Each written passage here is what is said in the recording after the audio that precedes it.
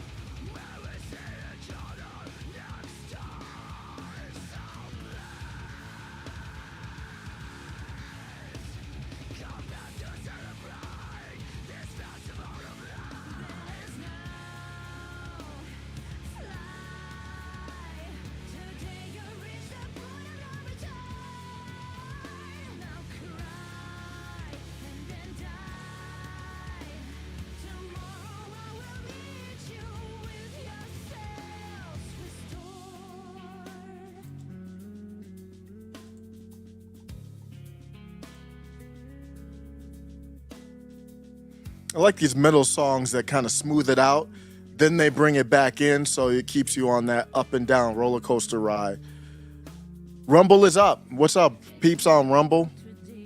Rumble's going to be very important, so let me put the link in the Rumble just in case, because it might happen on this episode. We might not even be able to make it through this episode. I'm going to be playing a clip probably from We Are Change. Luke Rakowski talked to Larry Sinclair, so then that one's on a Rumble, so they talking about anything. So let me get that going here. We got the share button, and I'm going to put that on here. Greg Wilson, what's up? All right, let me bring in Ray. Let's do a quick sound check with Ray live on air. You ready, Ray? Yeah. You started a little early, man. Yeah. I was expecting you to start like at 12, well, at 1:15 your time, but you started a little early. So. Oh, just like 5 minutes. Yeah, just try to get it in, and then. Well, I was getting the stuff I wanted to show on this episode. Yeah. One thing I wanted to show. I swear to God to you, like I saw it, and now it's deleted. What's that? Exposed Alex Jones. So. Oh wow! Like it was the video. I'm not joking. A caller actually called into a show years ago talking about his CIA connections and about one of his producers who worked for the CIA. And he says, "Have a nice day, goodbye," and just shut the caller off immediately. Oh man! So we're gonna get into that because we've been talking about who's a plant, who's not, who's CIA, who's not. But before we get to that. Niggas for Trump shirt. He's got the shirt. That was quick. Yeah, it was. Much respect to them. Who is he running for Congress or something like that? The dude? No, the guy was actually He ran for governor in New York. Oh, in New York. Wow. But yeah, obviously he got badly destroyed, but still though. So yeah. Yeah. Sometimes it's about the journey. So I forgot his name, but that's the infamous Derek Gibson. Derek Gibson, okay, he's a good interview. He was on InfoWars actually. He was on with Owen. Yeah. Well, I think he was on with Owen Schroyer. Yeah, recently. But yeah, this is thanks for stopping by, Toy Mafia. What's good, Greg Wilson? What's good? Yeah, we've been doing it. We've been doing the late night thing, man. We've been trying to get it consistent. And it's been a lot of crazy. The news has been crazy, man. It just feels crazier. Even though like this Tucker story is an old story, really. They're just he's bringing it back. It's different, man. The context in which we're living right now, the story is just, I think it's just hitting differently than when they were even talking about it, back in the day. Yeah. Mm-hmm. Yeah. So we got that on the table. We got a couple other topics on the table too. I want to get to the big one first. Yeah, what's that? The controlled the pyramid structure and controlled opposition. So let's get into this. This is we were talking about this yesterday. And so my concern is that we don't know who's a plant or not. Is Tucker Carlson a plant or plant or not? Or is Donald Trump, is Carrie Lake, anyone, Joe Rogan. So let me know, what's your thoughts on this, Ray? Because you know this hierarchy well. Well, before we get into the controlled op stuff, I want to continue off from where you left off yesterday, where you're saying how you, in your opinion, the structure is. So the way you said it, correct me if I'm wrong, if I'm misunderstanding this, but you think China is the one at the very top, right? Yes. The funny thing is that's not even remotely true, because China is way towards the bottom because they blindly follow orders all the time. So so tell us who is it? Who's on the top? Who's on this hierarchy here? I went back and I got a whole bunch of notes, and I'm gonna pull it up right here, if you don't mind. Oh yeah, absolutely. Let's get it. Jordan Lott, what's up? What's up, brother? Thanks for stopping by. We're talking about the hierarchy here of. We are going to get crazy here tonight, guys. Mm-hmm. Crazy. Yeah, it might get taken down tonight for real. I say that a lot, but it might actually. No, this one, because I actually do have videos I do want to show you. So, and I know one of them almost certainly could potentially get you taken down. Almost certainly. Where he talked about Alex Jones. Well, this was a different one than that one I just mentioned, but still though. Yep, it's going to be a wild night. And we're going to get into that Liberty Safe topic too. So I think we're going to do this. We're going to do Tucker, and I don't even know how long the Tucker one's going to be. There's not much to add to that. And then the Liberty Safe topic is a huge one. But yeah, let's get into this. Can you pull it right up? I'm sorry. I always forget. I got to pull it up. If I'm going to wait for him to pull it up. Okay. Yeah. So basically, you saw the pyramid image I showed you a while back. Yep. So you don't need to see the image again. I just went down and wrote everything down, took all the notes, because you kind of get the idea right here. But yeah, let's start out with this first. Let's just give a big quote from George Carlin. It's a big club, and you ain't in it, which is 1,000% true. So yeah, Osiris, you were trying to make the claim that you think China's at the top. Well, like I said, it's not even remotely true, because the pyramid, the way that it's structured, the way they have it at, Satan, the devil, Lucifer, they have him at the very top, because that's why you see all these elitists, they do all these occult rituals. Well, they're doing it because they're paying tribute to Satan, Lucifer, because that's who they worship, which is pure evil, which that's what these people are in this pyramid. They're Satanists, Luciferians. What they do is they just worship Satan, just blindly, and they reject Jesus Christ and God as a whole. Okay? Makes sense. Yeah. Mm-hmm.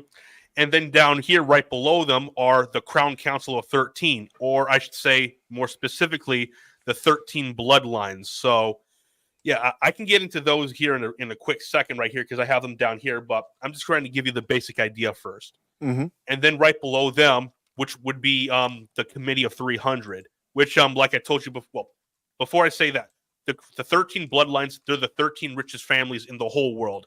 That they own all the banks all across the entire country, not just in the U.S., but actually across the whole world, I should say. I made a mistake when I said that, but that's basically what it is, okay?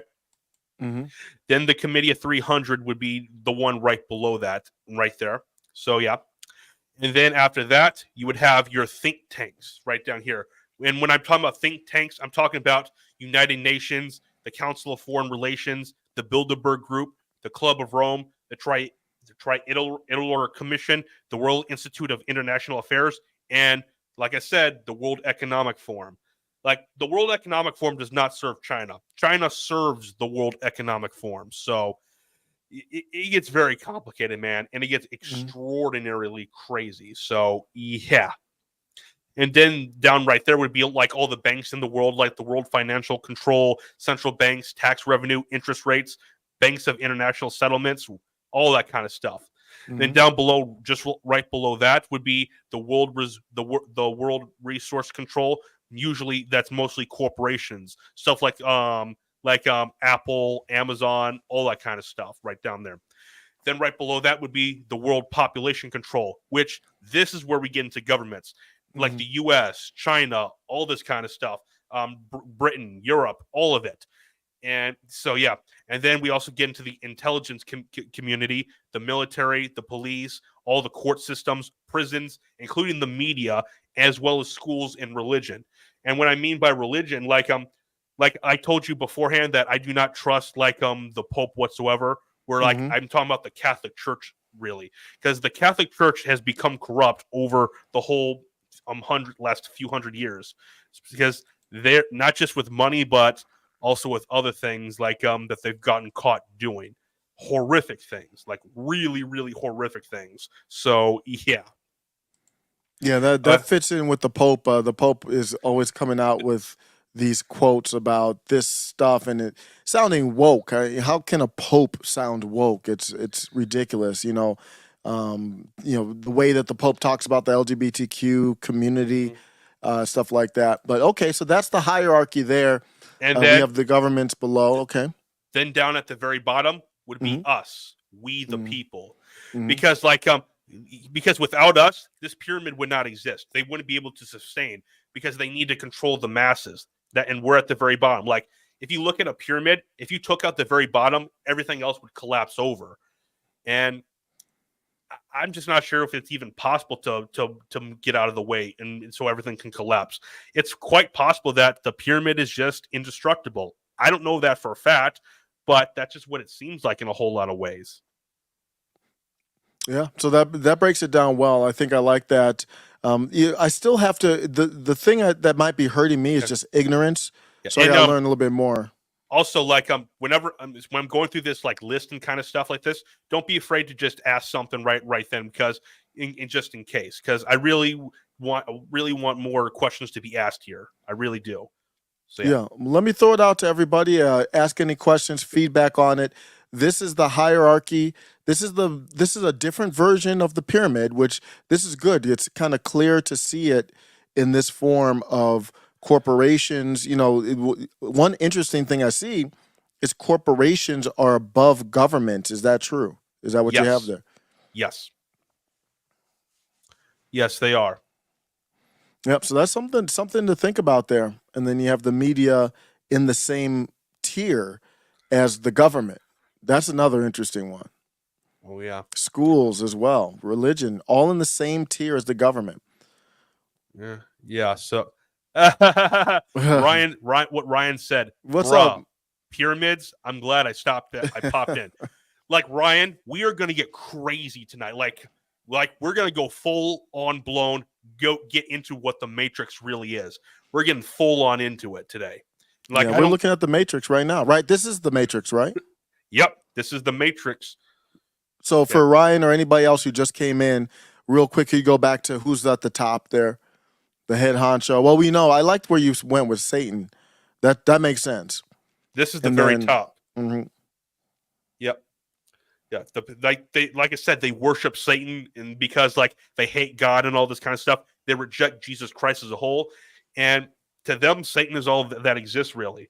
Did you see about a month or so ago that the World Economic Forum literally came out and said that Jesus Christ was fake news? I did not see that.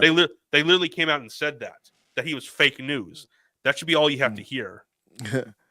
Yeah, Ryan Smart says, I've been saving this red pill, so this is the perfect one to save it for.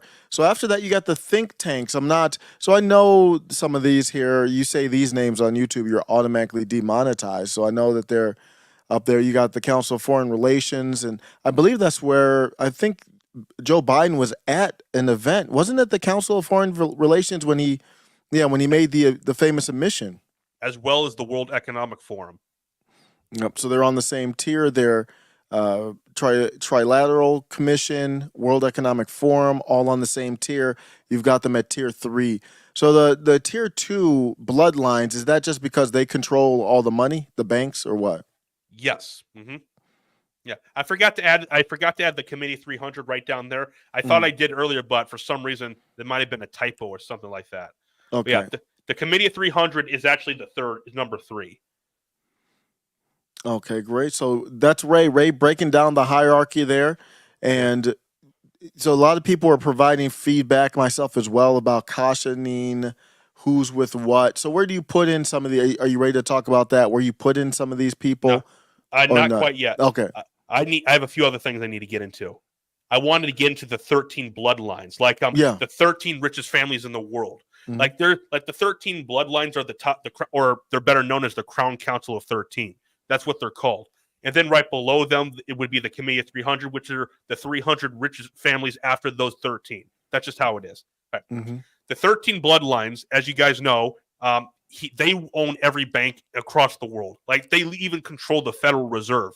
If you see all in Congress where all these bills are passed, where they're printing extra dollars, they can't do that unless they get the okay from the 13 bloodlines. They can't do that. Otherwise, they're going to get some phone calls and maybe some other things might happen down there. So yeah. So how does it work with the family members? Because Elon Musk is he off one of these? He's in the Roth? Committee of 300. Oh, Committee of 300. Okay. What were you going to say? Well, who's like off the family of the Rothschilds and the Rockefeller? Who's in the line right now? All right, let me name the 13 bloodlines first, and then we'll get into that. Like the most rich, like this isn't in any particular order, but but I'm gonna name, but I have the top 2 ones first. Like the most richest and most powerful of the families are the Rothschilds. That's where you get into like Klaus Schwab, who is a Rothschild, or Jacob Rothschild, who Luke ran into in that video. So we can get into that later today too. So yeah. And then after that, we get into the Rockefellers, which Bill Gates, he's a Rockefeller. I'm just letting you know, guys, he is a Rockefeller. So yeah. Then we get into the Astor bloodline, which there's not a whole lot known about them that much. So I don't have too much to say on them because they're almost never in any media of any kind or ever talked about at all. So yeah. Then we get into the Collins bloodline, which it's a very confusing bloodline, which I still from all the information I can find, I can't trace them back to exactly who they all are and stuff like that. So I don't have too much to say on them either. But here's an interesting one. We get into the Bundy family. Is Ted Bundy in this group? I don't know for a fact, but the fact that Ted Bundy thing was so big and as huge as it was, it wouldn't surprise me if he was in this group right here. So who knows?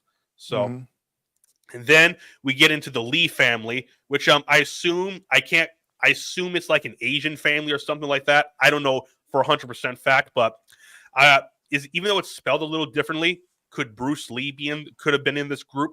I don't know because he had ties to the Yakuza, to like a bunch of it wasn't the Yakuza, but it was like the mafia and kind of stuff he had ties to that really a lot of them didn't like him, and a lot of his his death could potentially be attributed or have some relation to those people. So who knows? I don't know that for a fact. Oh, yeah, I'll get into this right here. Osiris then? Oh no, I was just putting it on there. Sorry, I distracted you there. Okay. Ryan Smars had a comment. So no, you can keep on going. Okay, we'll get right into this. Then we have an interesting one. The Kennedys. Like, I'm sorry to tell you, but the Kennedy families we all know for a fact that how powerful the Kennedy family is. Like JFK, RFK, all of them, they're in the club. They are one of the top families out of all these people. Like they even. Oh wait, your mic went out. So we're breaking it down here, leading into your mic went out. I think it's on your end. So Ryan Smar says Ted Bundy was in politics. Wow, I did not know that. And John Wayne Gacy was a Democratic politician. Where does he fit in here? John Wayne Gacy? Yeah. That's no. So okay. Yeah. But yeah, I got you now. Yeah. But yeah, like the Kennedys, the way they made their money was by selling alcohol illegally. That's how they made all their money. So, yeah, and JFK and RFK, they were taken out because they broke their oaths. Really, they they were because they were part of the elitists. They were doing what they were saying, but then once they started getting into power, they went against what the system was going for, and so that's why they both got taken out. So yeah, like Operation Northwoods and the CIA, like JFK vetoed Operation Northwoods, which was supposed to be a false flag to get us into war with Cuba, and he vetoed it. And about a year or so later is when he died. So, yikes! And also he wanted to abolish the CIA, so and get rid of the Federal Reserve too. So, and yeah, who's talking about that kind of stuff right now? MAGA, Bannon, Trump. So yeah, you have to watch out there. Okay, is Trump on any one of these families? He's not tied into any of these? It's possible, but I haven't found any. Anything's possible. So yeah. Then we get into the Russell family, which I'm sure you probably don't know this, but Bill Clinton is a Russell. Wow. I'd done his research back to his family lines, and he was a Russell. One of his relatives had the last name Russell, and you find it pretty odd that how high Bill Clinton is in like American politics. So yeah. So, and plus we got the Clinton kill list. So yeah, who knows? Who knows? Maybe we might end up on that list. I don't know for a fact, but yeah. Like I said, we are getting crazy tonight. So, they're putting everybody up on the list. Do you see what's happening with the selective persecution in our country? They're putting everybody up on the list. I did see that there was it Antifa that got RICO charges? So that could be some balance. I have to look at it, see what those charges are. But overall, we still see that persecution leans one way. So you've got DuPont. Yep. And that's then another. Oh yeah. Continue. Oh no, go ahead. No, what were you gonna say? I was gonna. Well, I saw Onassis, and I'm like Jackie Onassis, and then Kennedy. So they kind of. Yeah. Then we also got the Van Dyne, which I don't know if I've ever even seen any of them in the news whatsoever. So yeah. But then we get into the Reynolds, which I don't know. Ryan Reynolds, is he part of this club? Or my governor here in Iowa, Kim Reynolds. So is she a member? I don't know that. I can't confirm or deny that. So yeah, it's a pretty common last name though, so that might be hard, right? Yeah, to trace. And then we got the Freemen, which there's not too many Freemen out there, but they're still there. Really, the ones that are just pushed are the Rothschilds, the Rockefellers, and the Kennedys. Yeah, and this is where they use the Rothschilds that's a Jewish family. I can't confirm or deny that. I don't know. Well, either way, I believe that sometimes you bring up these topics, then all of a sudden nobody's talking about religion or anything like that, and all of a sudden they say you're anti this, anti that, and no one is even bringing up religion. So I'll just, that's why I kind of was like, okay, that's why they kind of use this as a shield. Like, wait, you peasants, you shouldn't be talking about these people. So cool. That's the top. So those are the ones after Satan. You got these families. Yep. How about that? You're in the hierarchy right underneath Satan. Congratulations. Yeah. I just hope you ask Jesus for forgiveness. So yeah. Yeah. But I guarantee you, none of them. I'm almost sure none of them do. So yeah. And by the way, the way this information comes out is that people who were in the club and they got out of it and they told all the information that they had. So yeah, that's how all this comes about. Okay. Yeah. So you got the members of the Matrix now. Basically these are just people that are obviously associated with them. I don't know for 100% fact where some of them align in the pyramid, but they're part of the Matrix. I'm just going to name a bunch of these names off the top, and so you guys know who are. It'll be pretty obvious. So yeah, we got Bill Gates, Klaus Schwab, the royal family. Obviously, the royal family is actually in the Committee of 300. If you didn't know that, we got Orwell, we got Huxley, we got Darwin, we got Aleister Crowley, Ted Turner, Winston Churchill, the dude with the funny mustache, Stalin, Mao, Mussolini, the Clintons, the Bushes, Zuckerberg, Soros, Steve Jobs, Bezos, Epstein, Karl Marx, Antonio Gramsci, Yakuza, Lenin, Castro, Chavez, Neil deGrasse Tyson, Bill Guy, not a science guy, the Obamas, Castro Jr. or Trudeau in Canada. So yeah, the Bidens, Putin, Winnie the Pooh, aka Xi Jinping, Zelensky, Oprah, Saddam Hussein, Osama bin Laden, Rupert Murdoch, and Rupert Murdoch, the guy who is in charge of Fox. So yeah, it's not that surprising when you say a lot of that. So yeah. Now, how did you choose these people? I mean, it all makes sense. This is these people in this type of club. I mean, maybe a couple of them surprised me. Neil Like who? deGrasse Tyson surprised me. Yeah, so a lot of people like Neil deGrasse Tyson or Bill Guy, not a science guy. Mhm. What they're not like in the hierarchy like that. They're just most likely just agents that are just paid off and that they've sworn their oaths. So they may be like they're like Fauci, they're like people who may have been they swear oaths and they have a chance of being knighted, which what knights are in this kind of hierarchy, like people who are top agents who have a whole lot of control and that they give a lot of freedom to in this section. Yo, that lines up too, because I used to like Neil deGrasse Tyson, and he used to make science fun, and then ever since the pandemic, he felt like he was controlled op. You knew he didn't believe what he was saying, right? Mm-hmm. He started saying all kinds of crazy stuff about the pandemic, and Mm-hmm. he said that biology is now insufficient to discuss trans issues. Did you hear that? Yep, I saw that. Yeah, so yeah, it all makes sense now. Okay, so we're getting closer to that controlled opposition. I see. Yeah, well, pretty much all the world leaders. A lot of them are just in the club. It's almost obvious. These are just a few of them that I could name off. Yeah, like Epstein, we know is in the club. There's no debate there. So Yeah, yeah, that's clear. That's clear. yeah. The guy with the funny mustache. Or if you just want, or if you don't have a problem with getting really crazy, I can say the full name, the actual name. Oh, might as well. I don't. Yeah, I see no problem with that. Hitler. Hitler was in the club, in my opinion. But there's Hmm. a lot of debate. There's debate whether or not he was or was not in the club, because my friend Trev, who I have some videos I want to play here, some clips from his videos talking about this. He doesn't think he was in the club because he thinks he was going against the system, and that because Germany was getting so powerful, that's why the elites went after them and crushed them. Yeah. Mm. But the reason I think he was in the club is because I don't believe he actually died like they said he did. I don't believe Yeah, that, they because claim he unlived himself. I don't buy it, Yeah, because about the Nazis that went to South America, right?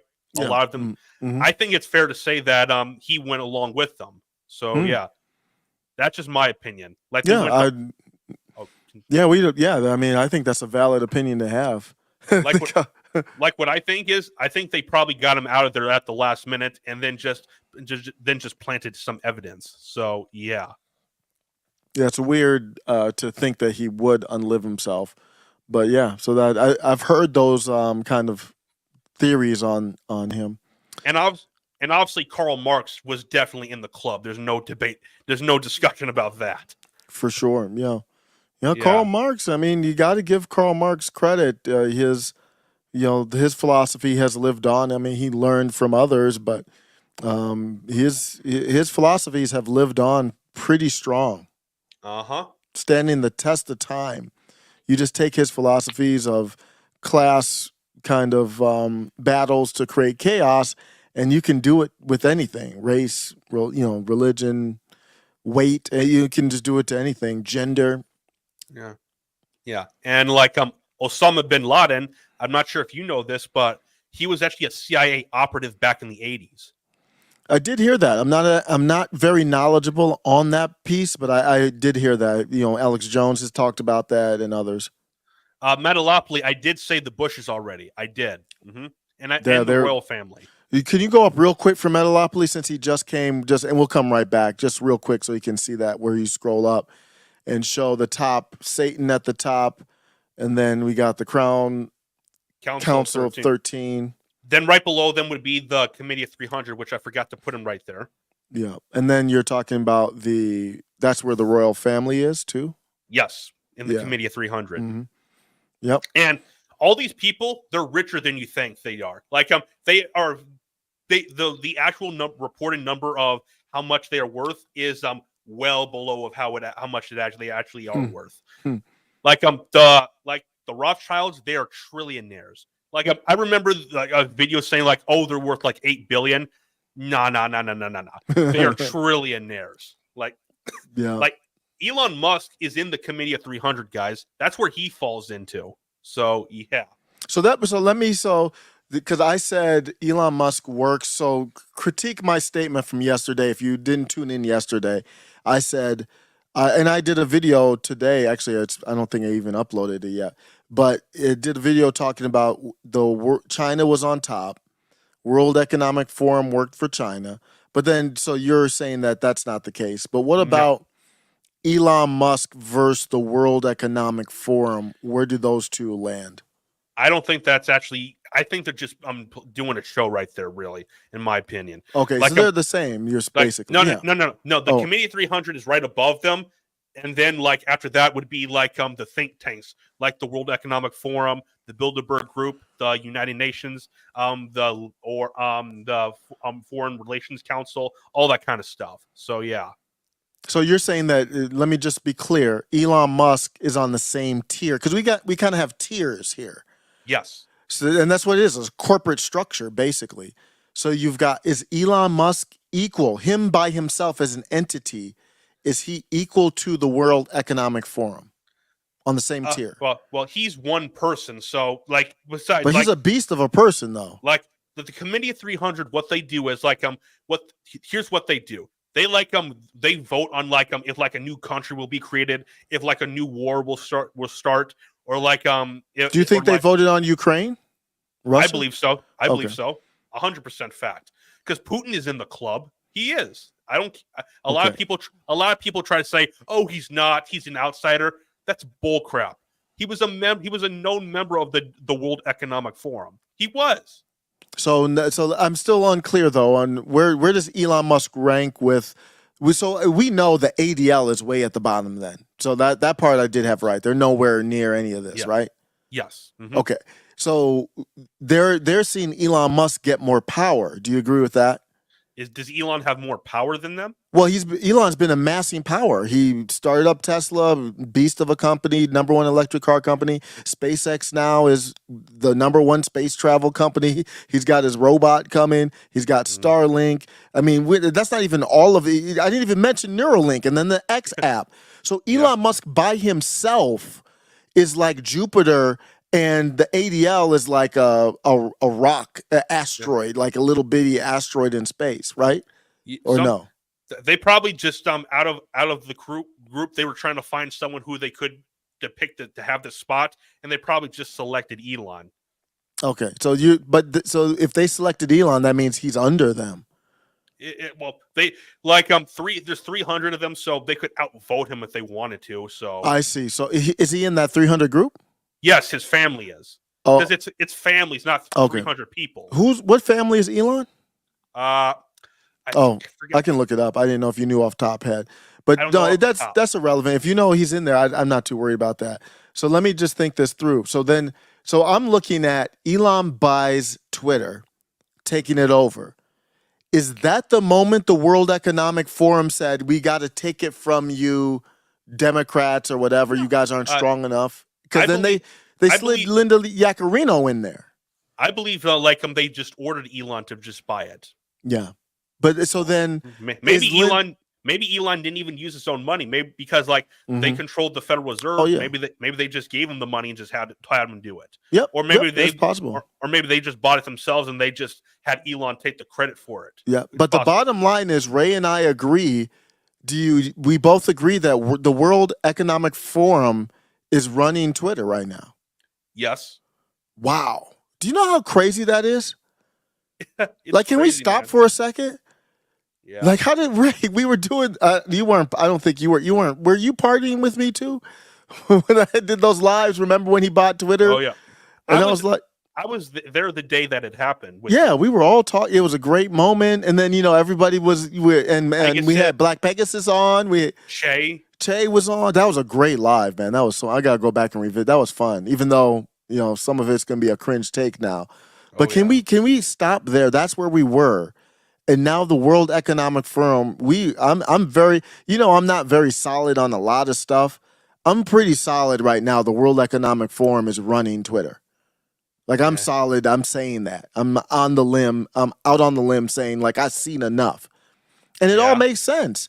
If you're going to turn it into the is it the WeChat they use in China? If you're going to turn it into the X Everything app, then you would want the World Economic Forum would want control over that. Yep. Well, maybe even the World Economic Forum is just the front thing for it. Like these people up top, like the Committee 300 or the 13 Bloodlines, they can just order something and it can just be done immediately. Mm-hmm. So yeah, so like they're probably the ones that ordered like the indoctrination of kids over like a huge span of time. So you think that came from the top. So you see my take is kind of like I don't like to agree with a lot of the typical Republicans on stuff, but they talk about China a lot, and I actually think they're soft on China's control. But what Ray is saying is, get off of China. It's coming from up above. Like you're talking about the Chinese propaganda, like pushing stuff with like TikTok. Like what I think happened is someone at the people at the top ordered China to do that. So you think China's working for them? So I'm open to that. Yeah. I have to. I'm very slow on absorbing a lot of this stuff. So I got to read more but I'm seeing it. This is good information. Like after this video, you're gonna have to rewatch this video several times. Yeah. So I'm just letting you know right now. Yep. Yeah. So cool. Let's look at Metalopoly says, did y'all hear about China blocking banks and not letting people access their accounts? I did talk about that a couple of videos. Forced digital currency is my guess. Yeah, that I haven't heard anything recently, but that was over the last year. We had a couple stories like that. Yeah. Well, Canada did it during the trucker protest. Yep. Oh, they did it for real. Oh yeah. Yep. So yeah. Yeah. All right. So let me go real quick for Rumble, because we got people on the Rumble chat. Otto Willie says, "Oh, now." So it's class warfare inequity from Cyan, and then Otto Willie agrees, and then they say now it's trans, gay, and diversity, equity, and inclusion. So I agree with that. Shout out to the peeps on Rumble. So let's go. So let's go to the control opposition. Okay. See, Ray, that's what everybody wants to talk to you about, Ray. This is a controversy. It's a but let me tell you, Ray knows what he's talking about. Because yesterday's episode got crazy when we were talking. Yeah, it was so crazy. So yeah, I'm looking at the Rumble live chat real quickly, and I'm just laughing at everything in there. So stuff that we can't say here on YouTube. So yeah. Yeah. Okay. William Healed. He said, "I need some love here. Come on, man." Of course, William. Absolutely. China, and then Metalopoly says China blocked the banks with tanks. Yep, I remember that. Oh yeah, I remember. Then they did some. They had some passport going on over there too, and they didn't want people running up on the banks. So all of a sudden they created the bank area was like a no-go zone because of COVID. So they were playing some games over there, is what it looked like. Oh yeah. Yeah. Thank you, William. Appreciate you. All right. Let's move down right here. Okay. Well, everybody's waiting to hear something, Ray. Well, let's right here, Ray. Let's read this part first, okay? Controlled opposition, and this is what it means. Controlled opposition is the use of propaganda and people who claim to oppose a particular faction but are in fact working for the faction. Revolutionary Vladimir Lenin allegedly said, "The best way to control the opposition is to lead it ourselves." 100% fact. So, yeah. Great, and I really respect that, because Ray came to the table with the definition, and I honestly needed one. That is a great definition, and could I have you repeat that one more time? I mean, it was that good. Controlled opposition is the use of propaganda and people who claim to oppose particular faction but are in fact working for the faction. Revolutionary Vladimir Lenin allegedly said, "The best way to control the opposition is to lead it ourselves." And that's what I have been. So let me stop there for a second. That's where I've been. I haven't flat out called Elon Musk controlled opposition, but based on that definition, he's controlled opposition. And it's as clear as day right now, at least from the free speech standpoint. And if he's a controlled op there, then he's just probably a controlled op. Let me highlight this. What if somebody like Tucker Carlson doesn't believe all the stuff he says, but he's not working for the faction, for the people? That's not technically controlled opposition based on your definition. Well, so wait, what are you saying again? So let's say some personality out there or some person, politician, whatever. So the definition here says that they are working. So they claim to oppose a particular faction. So let's say they are against the World Economic Forum, but they aren't working for the World Economic Forum. They're just lying. They're what you would call grift, I guess, is a word that got played out. But do you see what I'm saying? I see what you're saying, but like I think regardless whether they believe what they're saying or not, or whether whoever they're working for, they're still controlled up no matter what, because they're at least giving the idea to the public that they are outside of the system. So that's the way I view it. So Andrew Tate is clearly controlled op based on that definition. Yeah. I mean, there's no, for me, because I think the most generous description of Andrew Tate is somebody who's just taken a position to gain fame and money. And you say that still qualifies as a control op. Yeah. So by your definition, then I will say, yes, Andrew Tate is without question, to me, a controlled op.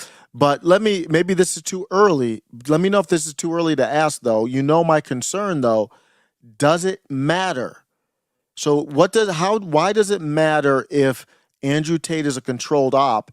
If I can say, well, on this take, I don't agree with you, Andrew Tate. But in this other take, I do agree with you.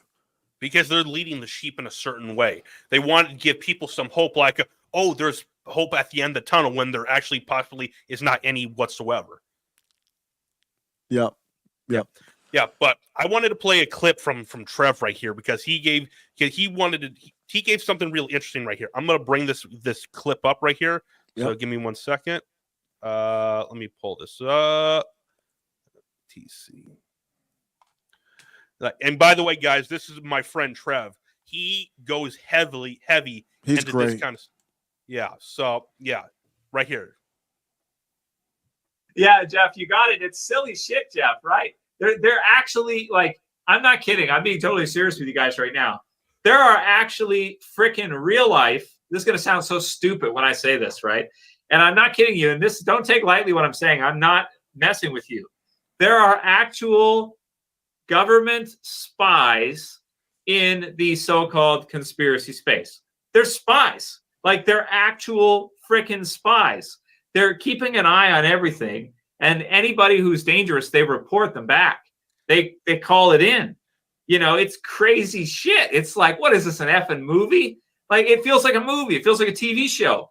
But I swear to God, I am not kidding you. Do your own research.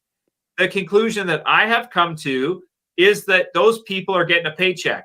They're either Department of Defense. They're one of these things. They're pretending to be against the system, but they work for the system. It's one of the most mind-blowing things I've ever researched, I have to say, but it's the only conclusion that makes sense. It's the only way. Because if you look at someone like an Alan Watt, it's like he's obviously he was not one of those people, and he's no longer with us. So it's like, wow.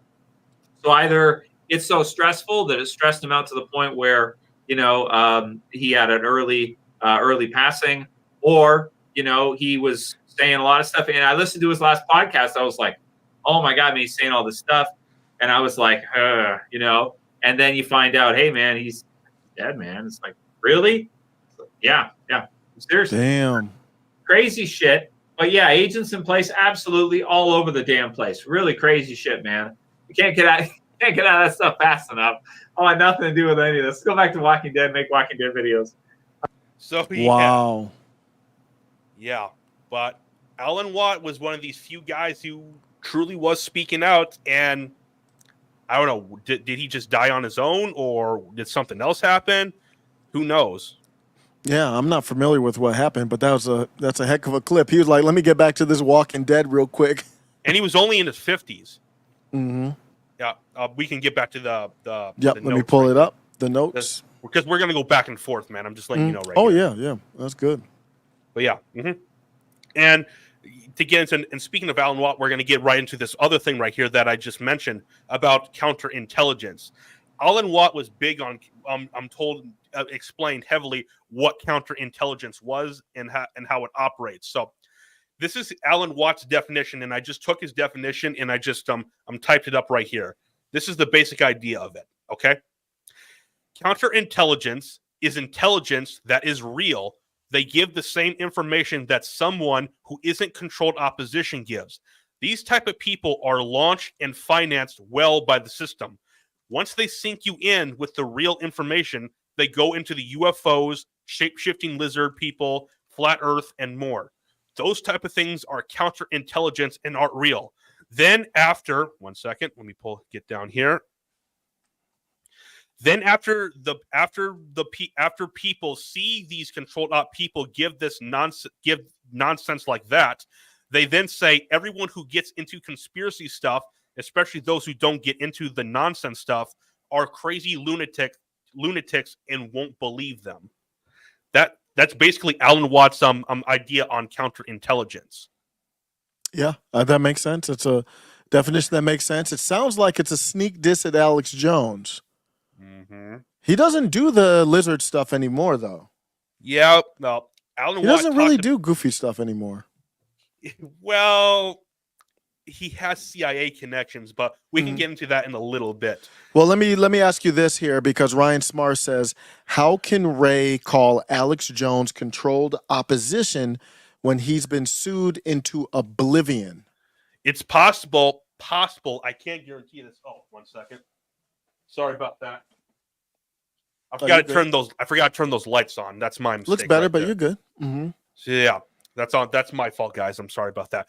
But yeah, a theory I heard is that what Alex Jones wasn't. He's not actually sued. Really, he's not even going to even be required to pay it. They just wanted to do something out there to put for show to just keep people divided more on it. That's a theory I heard. So I don't know for a fact, but that's almost what it seems like. Yeah, that's a tough one to reconcile. So I don't know, but I do know that the Alex Jones suit does almost formalize into law, without passing a law, the idea of stochastic terrorism. Yeah. So you had an FBI agent who didn't even have. Alex Jones had to pay money to an FBI agent who didn't have any family members who passed away. Yeah. Still, though, who knows? Yeah. Yeah. But yeah, I mentioned what counterintelligence is. People are given the real stuff, but like whether they're controlled op or not, they could be controlled op, they just don't even realize it. Like they're given the real information, but within the real information, they're given nonsense like flat earth, shape-shifting lizards, and UFOs, which are obviously fake, and that just makes people look at those people and say, that guy's crazy right there. So I'm not even going to get into that kind of stuff. So yeah, that's the basic idea of it. Yep.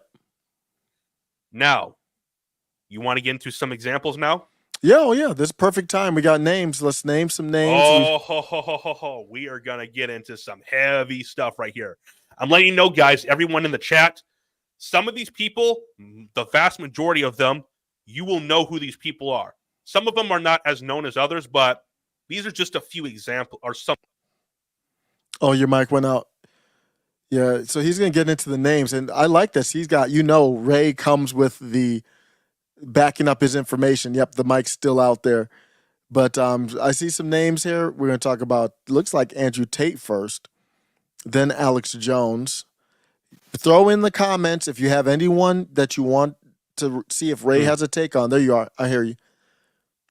Okay, continue. Yep. His father was in the CIA. I see that. No, I was saying if anybody has names in the chat, put it in the chat. But let's go with what you've got here. Okay. Yeah. But guys, if there's anyone you want me to, there's anyone you want to ask me about, just put it in the live chat, both on YouTube and on Rumble. So yeah. So just keep an eye on the Rumble chat for me. Okay, Osiris? Yep. I'm taking a look. Yep. Okay. Okay.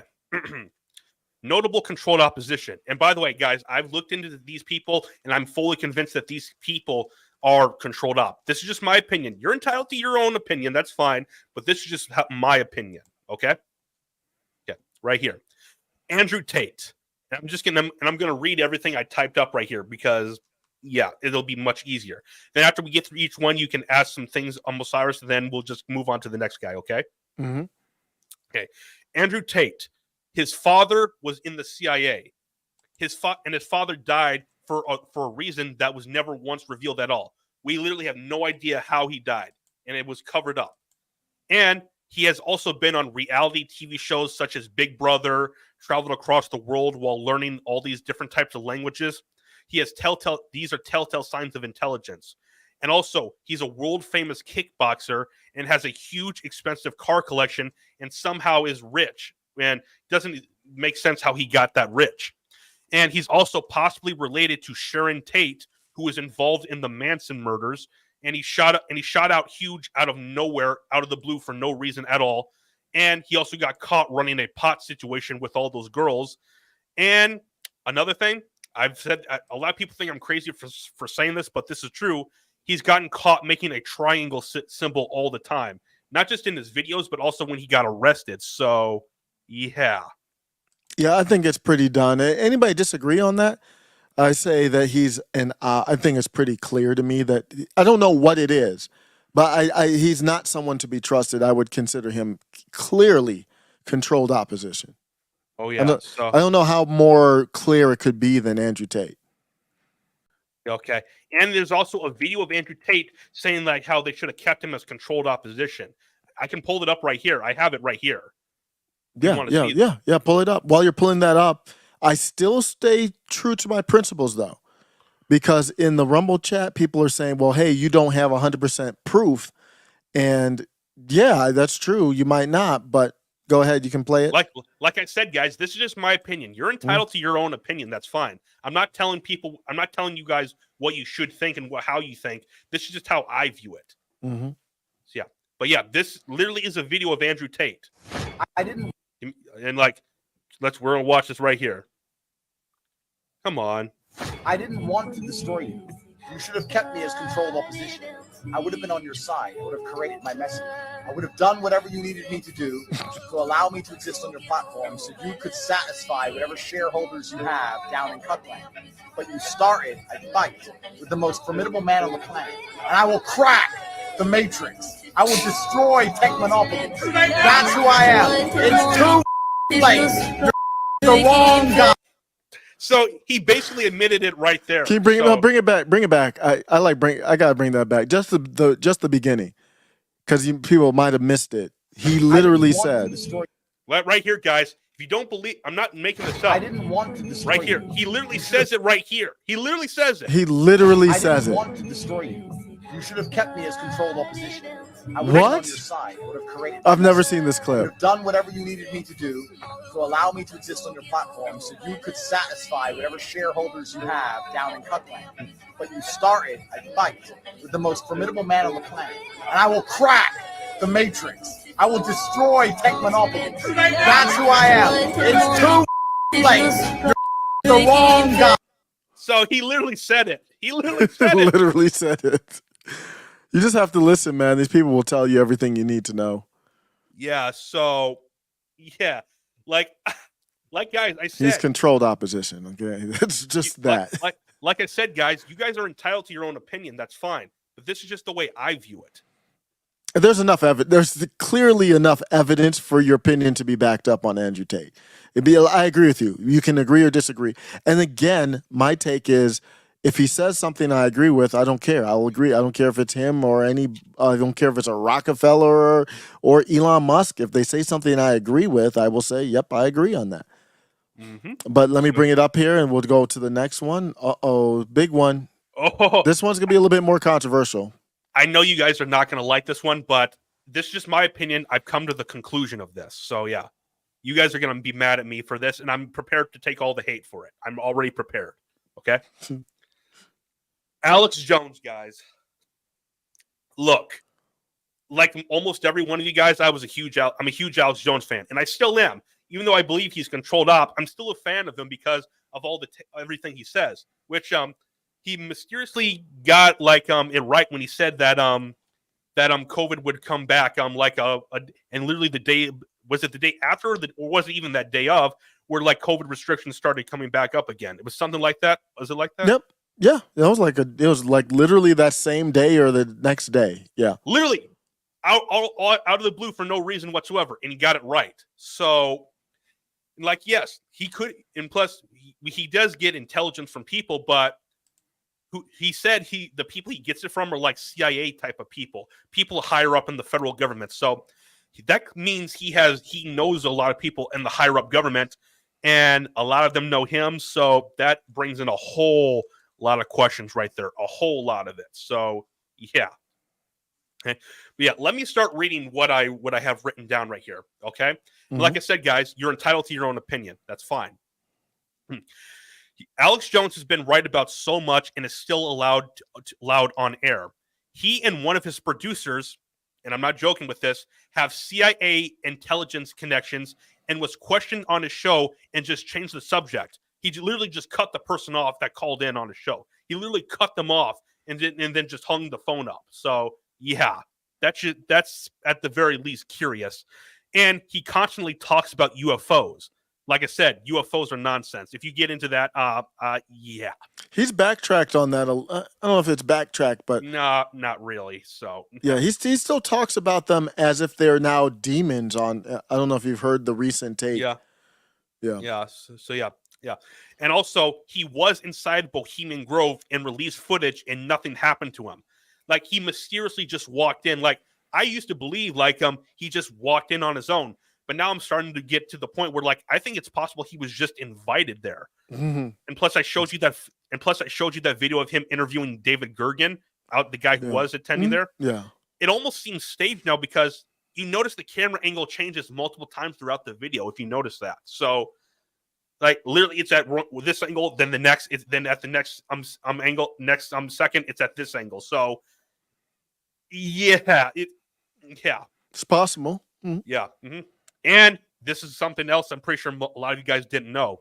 He says his family knew and was involved with a bunch of high-level people in events, such as his grandfather knew Wernher von Braun. If you guys didn't know, Wernher von Braun was the guy who supposedly got us to the moon. Mm-hmm. So, and he was a Nazi that was brought over from Operation Paperclip. And yeah, we talked about him before. Yep. And Alex Jones says that his family lived next to the inventor of air conditioning. He literally said that on air. He said that. So wait, what's the significance of that? Someone higher up, some higher up person. Okay? I see. Mm-hmm. Yeah. And says his family was involved in the moon landing process, which the fact he got into that, was like. Does Alex Jones believe we landed on the moon? Yes. He said he would bet his life on it. Really? I'm sorry. I'm out. That's a red flag. Yeah, I think you know where I stand on that. That's a red flag, especially somebody like Alex Jones.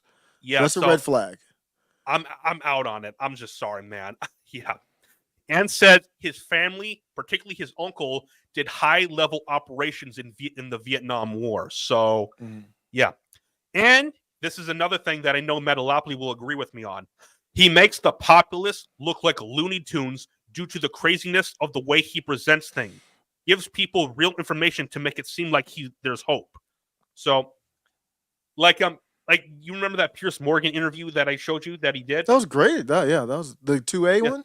But now, it almost seems. But if you notice the segment right after that, and I didn't know this till recently, they were talking about how they don't want a crazy person like that actually owning guns. So making all Second Amendment advocates look like Looney Tunes. So, yeah, I can see that argument. I'm still not sold on Alex Jones being controlled op, but the biggest red flag to me out of all of that is the moon landing.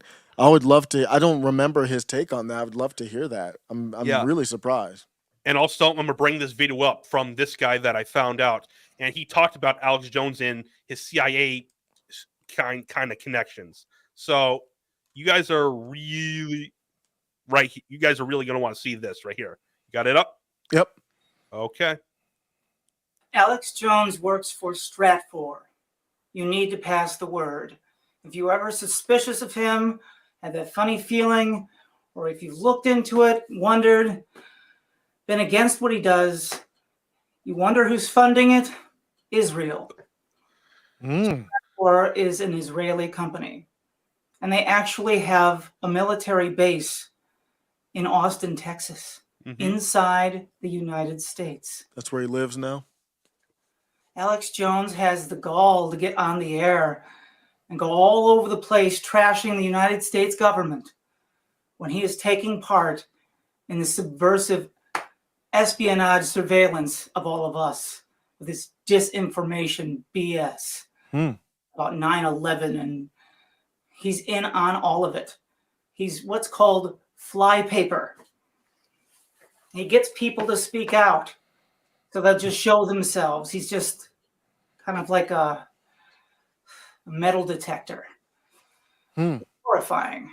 This man has done all of this. He's got his minions, Jason Burmis, every one of them that work at InfoWars in his little bunker there. They're all Israeli or Jewish.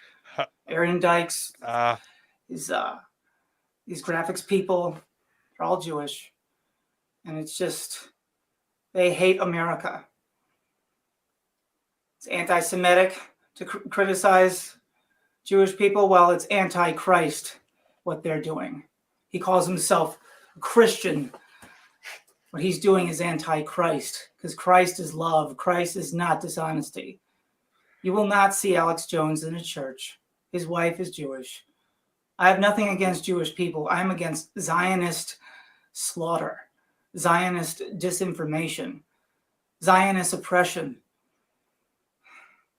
Alex Jones has no care in the world for Americans.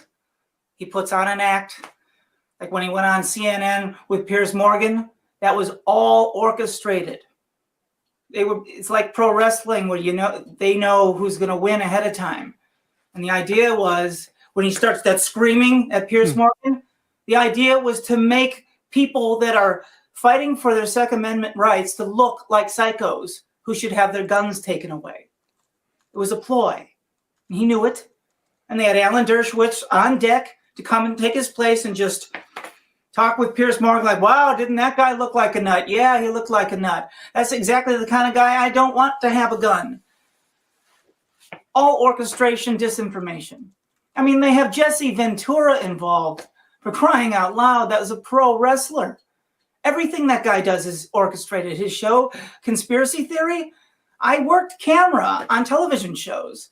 I know when the lights have been set. So when they cut back and forth around with the shot, like over the shoulder when he's talking to somebody, the light is different on his face.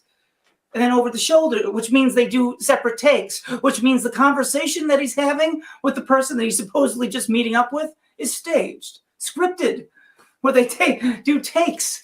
And they edit it as if it's a in-time moment where they have 3 or 4 cameramen just happen to shoot this one thing. How do you think somebody's going to react if Jesse Ventura walks up to you with 5 cameramen? Have you ever seen in Conspiracy Theory where the person isn't just calm and just having this casual conversation with Jesse Ventura, the governor of Minnesota? It's a joke. He's no governor of anything. He's just a liar. He's an actor. Just like Alex Jones, Arnold Schwarzenegger, they're all just patsies with their mouths on the Israeli pure fellatio, pure disinformation like Watergate. All fiction on both sides. Well, now you know the truth, where it's coming from. Alex Jones is funded by Israel, directly by Stratfor. Pass the word. Can we confirm that? Yes. He and one Where of did his... you get the information from that from? It's through there was leaked emails about a decade ago about Alex Jones and Stratfor. Him and one of his producers. So Okay. Well, I'm still filing that away. I'm still not 100% sold on it, but there's definitely some legit stuff to talk about. You know, you think about J6. I was upset with Alex Jones about J6. Somebody who's supposed to know and look at everything with a critical eye was there to lead people to the lion's den. What did you think was going to happen? I mean, no one could have predicted everything that was going to happen, but nothing good. So I'm surprised. And then Alex Jones he admitted that he made a mistake after, not that he did anything illegal, but that he shouldn't have led people there. So that kind of makes you wonder about that. But you're fully convinced on Andrew Tate now. So I'm 100% convinced. Yeah, I have no question on Andrew Tate. He has controlled opposition. Alex Jones, I'm not. I don't know what. But here's what I do like. I like everyone to get challenged. Every single person. There's no person that should not get challenged. Like, guys, I want you guys to challenge me on this. I really want. I'm just, like I said, I'm giving my opinion, and I want you guys to respond to it. So yeah. Yeah. No, that works. Let me bring up the notes back up. Oh yeah. Like I can also send you all the notes that I have too after the show as well if you guys need any. So save it and you can put it up on the website or we can get that to people. Your website. Can you like make an article? Like I can send you all the notes and you can put in like an article and stuff like that. Absolutely. I'll have it. I'll say written by Ray. Well, I'll do ChatGPT. I'll just do it. So it's all organized better. Mm-hmm. So yeah. Yep. Okay. Yep. And now I know you're going to be mad at this one, Osiris. Jen and Peter are going to be angry about this one. Jesse Ventura. Like, guys, I'm convinced Jesse is controlled up too. I'm convinced he's in the club like Alex Jones is. Like, here's some of the reasons why that's made me very curious about that. Like it's well known that he was a high-level Vietnam soldier and he also was a WWE wrestler. A lot of people don't. That's well known right there. Okay, and like that video said, his conspiracy show was nothing but fake. Like it was all staged. Alex Jones even admitted on I believe on one of Tim Pool's shows that he wrote that episode. He pretty much wrote that entire episode where he was on Jesse Ventura's conspiracy show. Who said that? Alex Jones said that. No joking. Oh. He said that he basically wrote that entire episode. So the episode was fake, clearly. Yeah. And then he pushed the moon landing narrative, which Jesse Ventura, he's supposedly one of the biggest conspiracy guys, but he pushed the moon landing narrative that it was real. So, like he said, well, we have the technology to do it, so of course we did it. Yep. I have to look that up. Anybody who digs in, I don't knock anybody who has not gone down the rabbit hole and thinks that we landed on the moon 6 out of 7 times, 12 astronauts, used the Land Rover twice, I believe. If you haven't looked into it and you believe it, that's fine. I did nothing against you. If you have looked into it and you're like a Jesse Ventura or Alex Jones and you still believe it, that is beyond a red flag. That's almost disqualifying by itself. So that is a red flag. And then also, he's extremely pro-vaccine. Like, even though his conspiracy show he was against vaccines, then all of a sudden he's pro-vaccine. Like, you remember, I'm not sure if you follow him on Twitter. I do.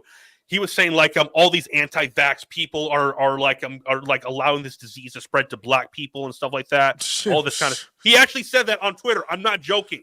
He said that on Twitter. I believe you. I was just like. I hate when people go that route. It's just like it just makes your eyes roll in the back of your head. You're like, what the hell? Like he even pushed it. I believe on who's the guy that went on Joe Rogan's show? The baby face leftist. I forgot. Nick, not Nick. Kyle Kalinske. Yeah, he talked about vaccines with Kyle Kalinske. What? Ray, what did you call Kyle Kalinske? Ray called face. Ray called Kyle Kalinske the babyface leftist. Yeah, you got to put that on a shirt, Osiris. Oh my goodness! Yeah, that's hilarious. You got to put it on a shirt, and oh man, make sure to let Jen and Peter know I said that. Make sure to. Actually, have them come over and watch this entire episode. I'd want them to. So yeah. Yeah. Well, probably won't watch it because of how crazy this episode's gotten, but still, though. So I mean, it's to me. I mean, it's crazy, but what's really crazy here? We're just really trying to find out these puzzle pieces, and you got Daily Wire next, so that's beyond Ben Shapiro. But also even just this though, I have more for Jesse. Oh yeah, He also is extremely anti-voter ID. He's extremely anti-voter ID. He literally went on Piers Morgan, like on that same episode where he talked about 9/11. He literally said voter ID is bad because like a lot of people who are poor cannot afford it because they can't, because that money they use to get an ID that takes away from money they use to eat. So he literally said that. Literally said it. Some cringe takes there. So I got to revisit Jesse because I really just know him from when he was governor. I haven't really followed his more recent takes. Sounds like there's some concerns there. I'm still not 100. I'm not sold on controlled op, but there's definitely some concerns. And like I said, he pushes the January 6th narrative. Does he push the insurrection narrative? Yep. Does he use the word insurrection? Yes. Oh, he even said he talked so much crap about Trump when it happened. Well, I'm fine with talking Trump. If you don't like Trump, you don't like Trump. No. He was blaming Trump for all of it. Yeah, I don't know. That doesn't work for me. Yeah. So yeah, but yeah, we're gonna get into something interesting right here now. Oh, the Daily Wire, and well, you got heat for a lot of people here. I have more people on this list too than you think. More people. So yeah, the Daily Wire guys, like supposedly the biggest conservative movement out there, like the biggest network, and it's being pushed heavily, not just by the conservative media, not the establishment, but also in the hierarchy media. It literally is being pushed heavily. They talk about the Daily Wire all the time on The View. So, and also on CNN. Well, I'm not sure about CNN, but I've seen them talk about on The View all the time. So yeah. Yeah. And also this, like I said, they're pushed heavily, while other populists get banned. Like there are people out there on YouTube that have less than 100 subscribers and they get banned. So like I did, I had less than 100 subscribers and I got banned. Yeah. And I only had one strike on my channel, and they never even said why. They never did. Don't even know what video it was for. So yeah. Also, this is another interesting part. They were the main ones pushing the lawsuit against the vaccines. I'm glad that they were pushing things against the vaccines, trying to stop that. But they were the main ones orchestrating all of it. So it kind of something just seems a little off, in my opinion. You're entitled to your own opinion, but something to me, it just seems a little off. It really does. Fair questions. So yeah, and then also, they don't push the envelope with their topics. No, they don't. They piss me off with that.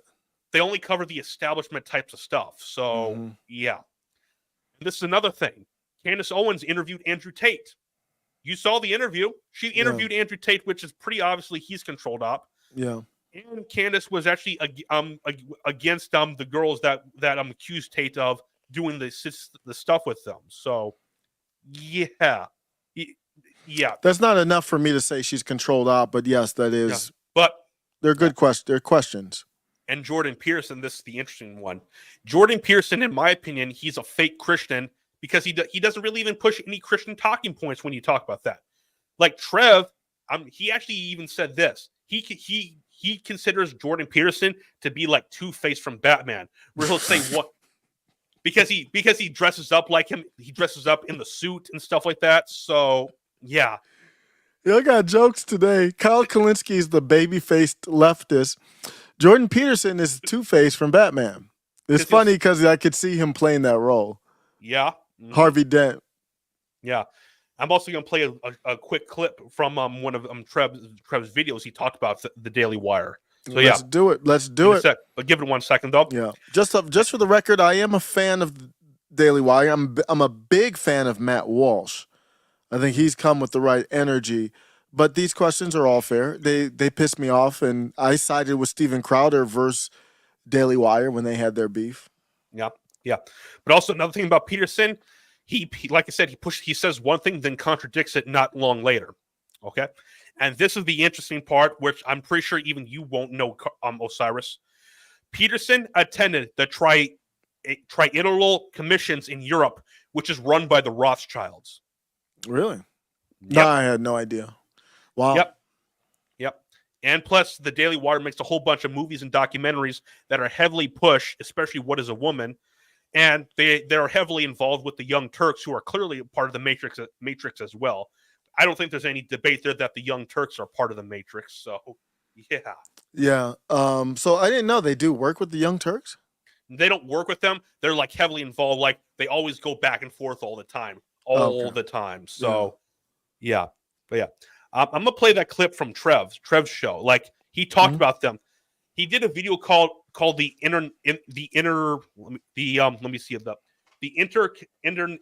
intellectual dark web. That's what he called the video right there. So yeah. Okay. That group of the supposedly smart people.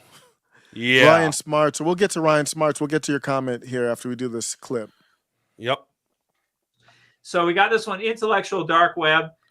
With some of these guys, it's just a Google one. I don't know, too many of them. I just think it's a funny picture, and over half of them are J's. So we got one J.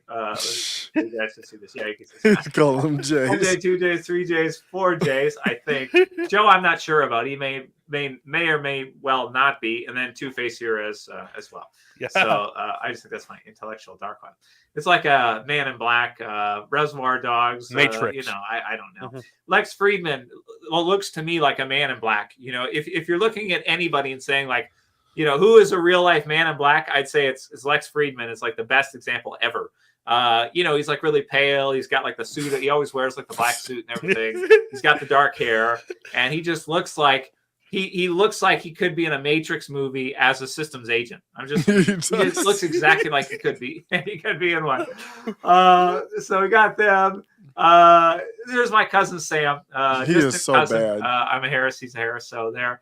And what's his, what? Sam Harris is so bad. He's so terrible. Trev's last name is Harris too, so that's why he was saying his distant cousin like as a joke. So yeah, his job. So I think we kind of all know what his deal is. It's basically atheism, right? He's promoting atheism online, and that's what he's doing. Jordan Peterson, he's kind of like Kabbalistic. I would say he's like shadow Kabbalistic. Now he does have some good stuff with respect to the woke stuff, because the woke stuff is absolutely irritating. I would say definitely, online and everything, and all the cancel culture and everything. So he's sort of like there. The Two-Face split is kind of cool, but it's basically to where like, he kind of pretends to be like Christian, sort of, but you kind of have the sense from him that if he's Christian at all, it's sort of like, it kind of feels like barely, or at least to some degree, but the shadow integration, I think, is very core and central to him as a character. I actually don't know Ben Shapiro at all. I just think he's famous for being Jewish. That's what I think. I think he's famous for being Jewish. I don't think he's actually really done anything or brought anything or said anything. Ben Shapiro, I haven't heard him say anything that I thought was like really like what? Yeah.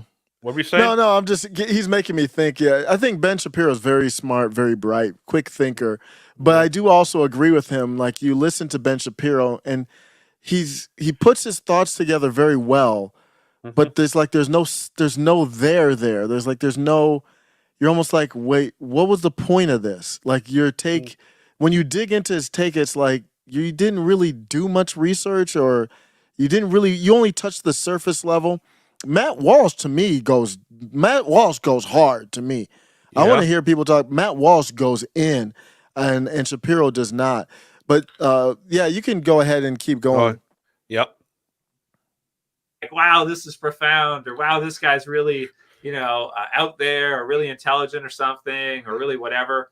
I just think he's like an Israeli, maybe handler, I guess. So he's kind of like handling Jordan Peterson right through Daily Wire and everything that he's associated with. He's introducing him to, Netanyahu and people like this.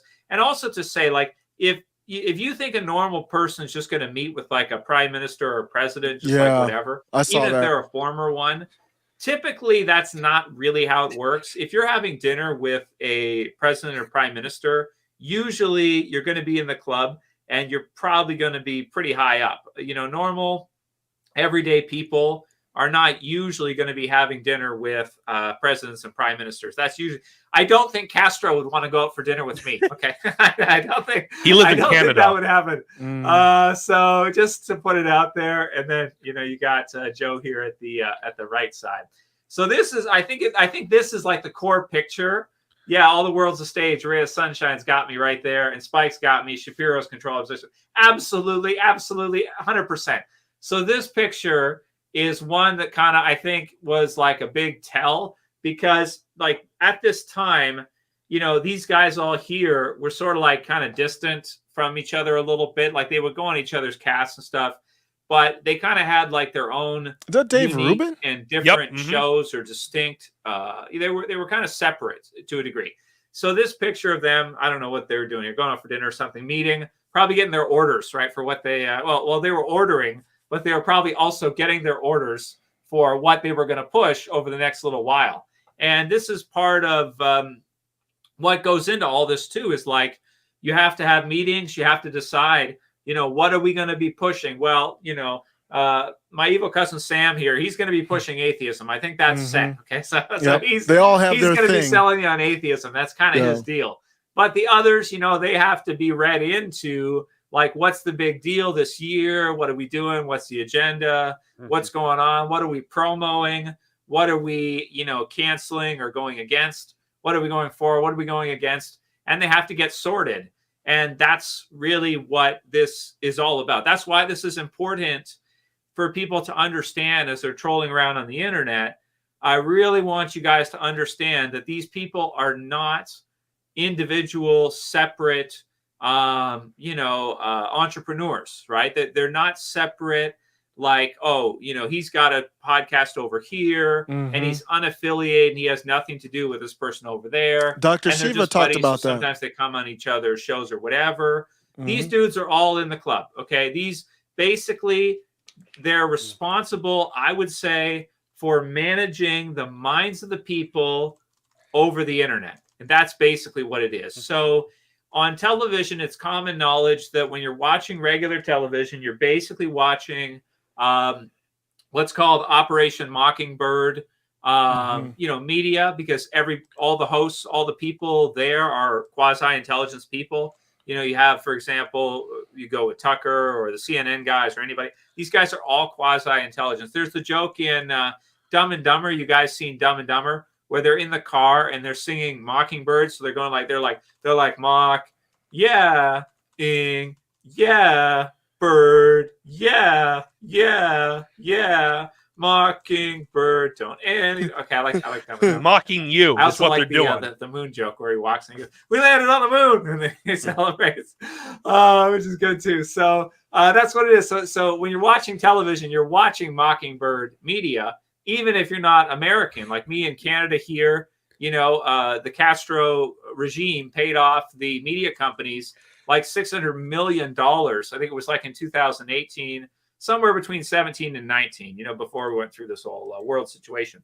But so what this is, what you're looking at here is you're basically looking at not just that being on television, but now you go on the internet and you're under the assumption that you're getting independent thinking, well-cultured, well-developed, independent thoughts from people that are unaffiliated with each other. And that's not at all the case. This is like quasi-military, special tip of the spear, which is like special operations, all this stuff. So it's no surprise that, this group here has their videos promo to the top of YouTube. It's absolutely no surprise. It's no surprise if you see these in your recommendations list all the time.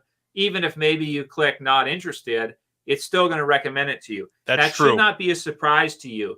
The reason why is because they have to put their people at the top of the system in every different category. They can't have someone like me or somebody who's divergent from the system who might take people away from different agenda points that they're trying to hit, that they're trying to cover. Okay. They wouldn't want certain things in the culture that, might conflict with something they've got coming up, something that the system has planned to do later on, something the system is going through now. So you kind of have to put in your people there into those positions. And that's what we have here. That's what this is. And notice from the J6 hearing. So that's a cool picture. Who did they have? Mentioned this. He's referenced it. So, that's what this is. Yeah, let me he made me think about it because for the J6 hearing, who did they have? They had Salty Cracker on the J6 committee before in the previous House, I think it was the 117th Congress. They had Alex Jones and Tim Pool as well. Did they have? Yeah, they had Alex Jones in there too. And Tim Pool. So I don't know, man. I don't know. But there's a little more he goes into. So that's what this is, basically. This is an extension of Mockingbird. Right here. So that's fine. See? But you need a coin. Is that a coin on a shirt? No, it's some kind of sticker or something. Is it? I don't know. Anyway. Is that a real picture? The or is man's that looking edited? good, That's especially edited, for right? his age. I believe Here it's we got edited. him with Okay. Harvey Dent. Two-Face is... He looks like what it is. Two-Face. Because why? Oh, he Because he's does, Two-Faced. He's a perfect older he's also Harvey doing Dent. this thing, which we can switch for a second. Where is this over here? Let's see. Okay. So he's got this thing, which is like Jordan Peterson plans consortium to rival World Economic Forum and the Great Reset. I don't know. He said something about this. It sounded like nonsense to me. Okay, what does he want to do? He wants to invite 2,000 people to an economic consortium meant to rival the apocalyptic vision pushed by the controversial globalist organized. This is all like television movie supervillain shit, right? Klaus and the others. It's all like, this is all comic book shit to me, right? This is literally comic book world at this point. So he wants to do some kind of thing. I don't know, but he's wearing a Two-Face suit. Can you trust this old guy here, the internet dad? I don't think so. Although he does tell you to clean your room, which I don't know. But when I was younger, my mom always told me to clean my room, not my dad. My dad just told me to go to work. He didn't really care about how clean my room was. So I don't know. But yeah, so he's doing this thing. He's going to try to like rival the WEF or something.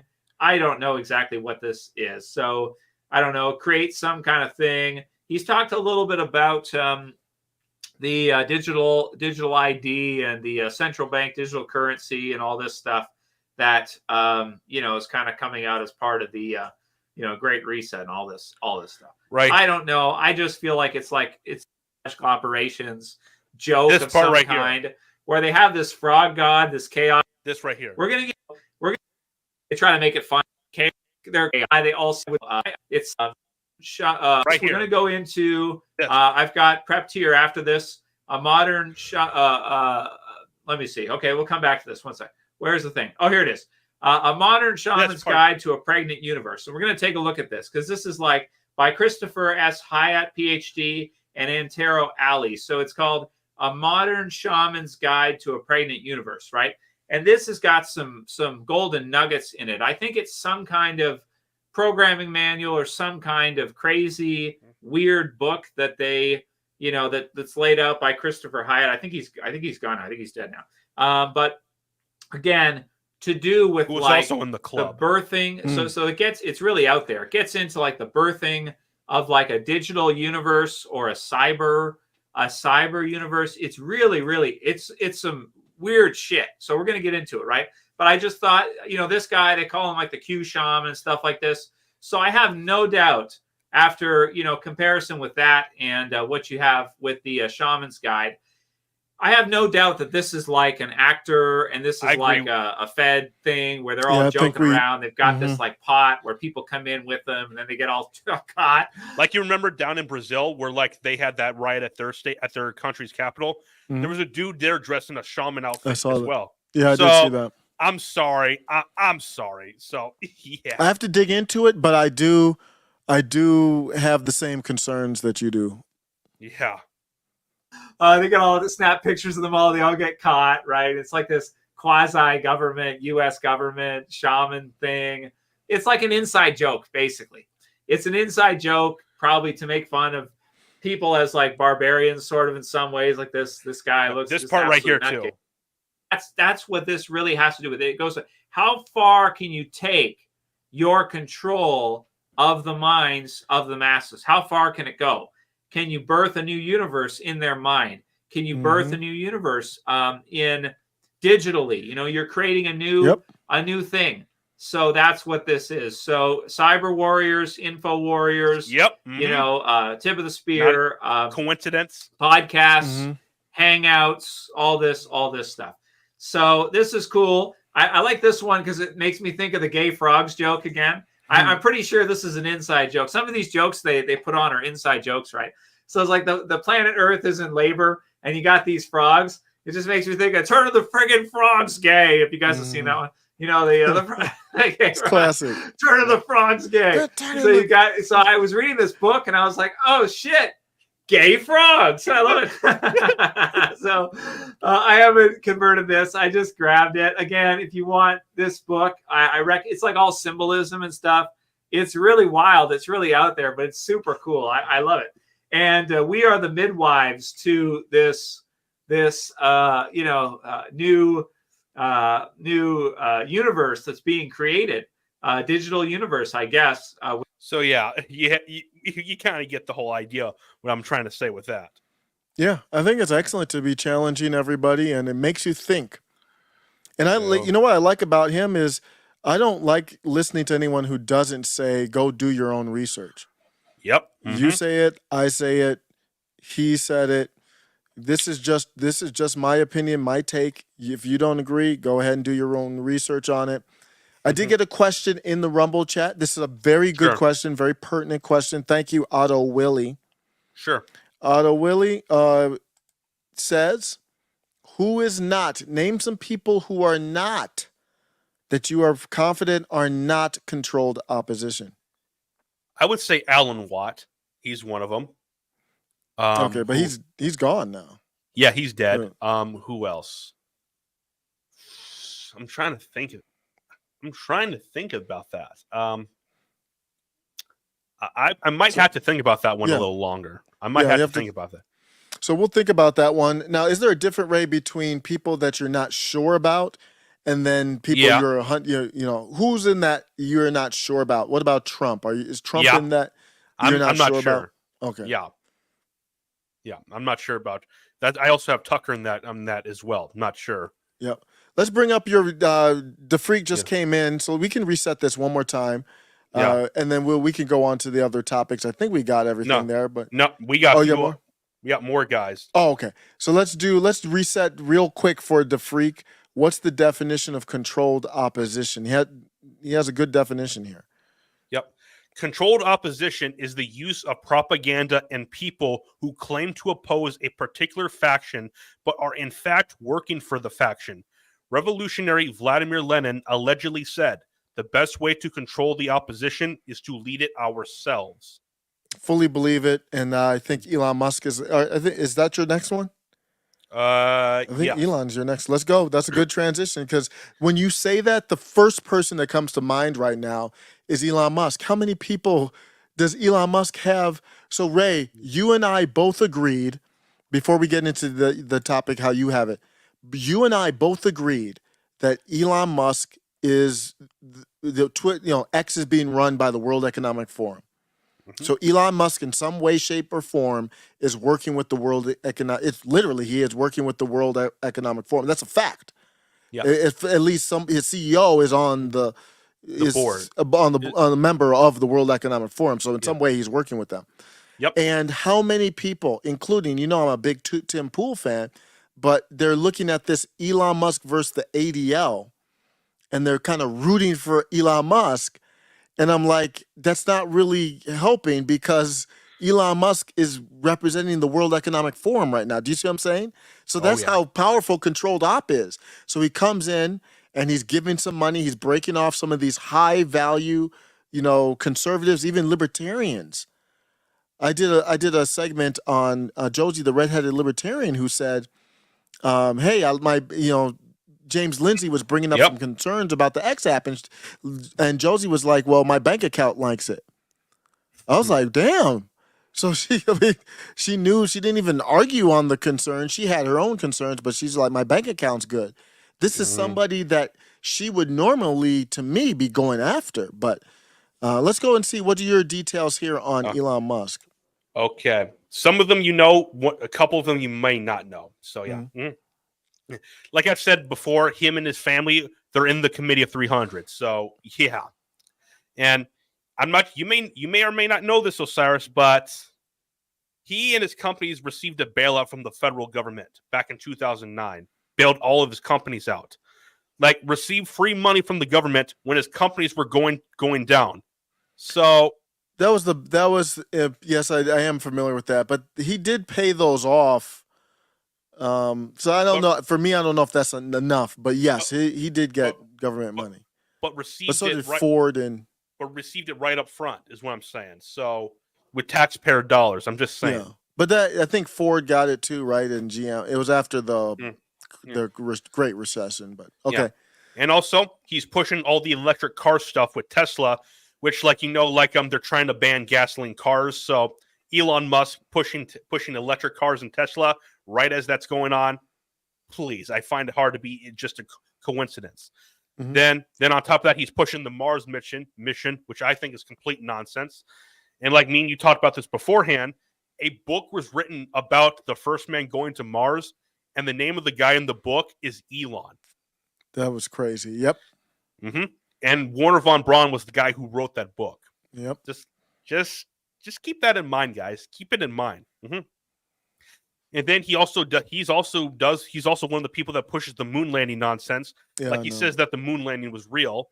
Yeah. So, like, you saw that image of his car supposedly in space. I thought that was fake. I thought that was fake, in my opinion. It looked completely fake to me. I didn't see that. I do believe that we can send objects, and so we disagree a little bit on that part. The part that I do not see the evidence for is a man, 6 astronauts walking on the moon, 12 walking on the moon, 12 astronauts, not 6, 12 walking on the moon 6 times. But yeah. Yep. And he's also pushing the Neuralink stuff, which will enslave all of humanity. Like, he claims he's for the people, but he's also pushing the Neuralink stuff, which is something that will be putting chips in your heads, and they will be able to read your mind and control everything you do and stop you from thinking whatever you want to think. Yeah, with the way that he's running the X app, that is very concerning. So So why wouldn't he run the chip in your brain the same way he's running the X app? Because in theory, it won't happen immediately, but in theory, the chip in your brain is now the phone. Your phone is now in your brain. Yeah. And the X Everything app would be in your brain. And he's not running it in any type of way that it has integrity. So why would you want him running a chip in your brain? So I agree. So, yeah, when transhumanism is anti-God. So, yeah. And like he bought Twitter and lied about turning it into a free speech platform when really it's become a very much censorship all over it. So, absolutely. And obviously the big one, like he has the CEO of Twitter is a member of the WEF, the World Economic Forum. Insane. And Elon has attended a bunch of elitist types of events before in the past. So I will say the 2 people that I am very sure on your list are Elon Musk and Andrew Tate. So yeah, but yeah, we talked about Russell Brand. You're gonna be a little surprised about this one. I'm just letting you know right now. So yeah. And, I don't know much about Russell Brand. He was an actor. That's all I know. I like his show. Yeah, but the thing about Russell Brand, here's something. Like this one, it might just be a joke or something. I don't know. But one of the 13 bloodlines is named Russell, so it could possibly be part of the joke that that is the Russell Brand. So I don't know. I don't know. So who knows about that part? I don't know. So yeah. But also here's another thing. He talks about everything and is never censored. He is never censored, and he's just free to talk whatever he wants to, and no one says anything. And he's even He pushed. did have everything. some issues with YouTube that one time, but He yeah, still I know what you posts. mean. He still posts a whole bunch of stuff to YouTube. I'm just letting you know. Yeah. Yeah, and like he is pushed hard. And here's another thing. This is the big one. Well, the second biggest one in my opinion. His banner and all of his logos utilize the number 33. Really? As in the 33rd degree of Freemason, which is Really? the Freemason is like a bunch of hierarchy people in the Matrix. So Mhm. yeah. Wow. And- He has the number 33 tattooed on his left wrist? Yep. Hmm. And he claimed that, oh no, it was just a tattoo, when I'm sorry. No. And this is the big one. He had a relationship with a literal Rothschild in-law, Gemina Goldsmith, whose brother is married to a Rothschild. So yeah. You have evidence to state your case. Yeah. I don't know much about all that. I don't know what to think of that one. I'm just looking up Gemina Goldsmith. I don't know who it is, just to see how she looks. Yeah. Carry on. Mm-hmm. Yeah, she looks all right. Carry on. Yeah. Now we're gonna get to David Icke, which this one is kind of funny. It's fun. So yeah. Like David Icke, like I said, if you're someone that pushes shape-shifting lizard people, I lose trust with you. So David Icke was the guy who said that the elites are all shape-shifting lizard people. So it's so stupid, man. Like, but isn't that a joke, though? Oh, you're saying because as a joke, it's a distraction? Yeah, it's supposed to distract people, like make people who, like, the whole point of it is is counterintelligence. Yeah. To make regular normal people look at that guy saying they're shape-shifting lizard people and say that guy's a lunatic, and everyone else who doesn't go into that is thrown into that lunatic box as well. So Yep. yeah. But also he also knew a bunch of, well, no, my mistake. And he's never showed any evidence that there are shape-shifting lizard people. So yeah. And a lot of his work, when you really look at it, he took a lot of it from Alan Watts and then just used that to go into the lizard people. So it's kind of a little shady there when you look at it. So yeah. And this is another thing right here, and this might sound funny or crazy. He claimed himself to be the literal son of God. So yeah, like the literal son of God. He claimed himself to be that. Yeah, I don't know what that's about. I don't know what that one's about. I'm like, if you're someone that's going out there, unless you can do what Jesus did, which you can't, but I'm just saying hypothetically, if you could, why not do that to prove you are the son of God? I'm just saying it's stupid stuff. So yeah, yeah. Yeah, this is a small guy you probably never heard of, but Bill Cooper. Like, he was a guy that he was in the club and he knew a whole bunch of Freemasons at the same time. And to me, what proved that he's a full-on, the guy's dead. He got shot in his house by police officers. So who knows? But he pushed the idea that aliens were behind JFK's assassination. So yeah, that should Pretty just crazy. Yeah, pretty crazy. So yeah, you guys probably don't even know who that is. So no, I don't know him. Look him up though. Like, yeah, I'm just saying. So yeah. All right, we have a few more going in. Bill Maher and Joe Rogan. So yeah, we're gonna have a little fun here. Like, Bill Maher, like he said he still has that giant show on a giant network, and he's allowed to speak. Typically, if you have a giant show like that and you're not in the system, you will not be allowed to have that show. I'm just saying. And he also does push the establishment stuff, and he claims Trump to be a criminal, and Biden did something little, but not he did something a little wrong, but not that bad. And he also pushed vaccines heavily. So I think he acquiesced on that. I think he changed his mind a little bit, but no, I don't think so. So I don't think he did. So yeah, so there's a lot of stuff, and we got into Joe Rogan a little bit here already. So yeah. But like I said, he has the biggest podcast in the world. He pushes all the DMT stuff, and another thing, he's gotten caught with an earpiece during his show numerous times. So Is he talking to someone outside of the studio, telling him what he can and can't do? So who knows? Yeah. And he's also a UFC commentator on television, so that's another thing right there. A guy, he's been canceled so many times, but he's allowed to appear on television. So yeah. And also a bunch of the people that come on the show are controlled hot people. Yep. It's pretty. He's very careful when he tries to test them. So careful because you can tell he wants to keep access to them. It is what it appears like when he had Zuckerberg on. Lex Friedman and Joe Rogan, they're so soft on Zuckerberg, and it's because probably they want to keep access to him. Yep. And he switches his opinions from depending on the guest. If you didn't notice that, a lot of times. So yeah. Well, okay. I think this is the third one that I will 100% confirm that I agree with is Greta. Thunberg. How do you pronounce it? Is it Thunberg? It's supposed to be silent. It's Greta Thunberg. Greta Thunberg is controlled opposition. Like she blew up and rose to fame out of all of a sudden for no reason whatsoever. So that's at the very least curious. So yeah.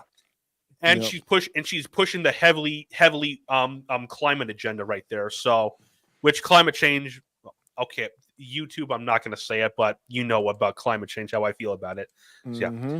And you obviously remember the fake arrest video that she had where she hired people to like fake arrest her. So that was brutal. It was so bad. It was hilarious. So yeah. Now I'm going to get into one I'm not sure how you'll feel about, Osiris, but I have RFK Jr. on this list. Yeah, I'm not against or surprised by that. Yep. Obviously, because he's a Kennedy, and the Kennedys are one of the 13 bloodlines. So, yeah. And unlike his dad and his uncle, he is still alive. So, yeah.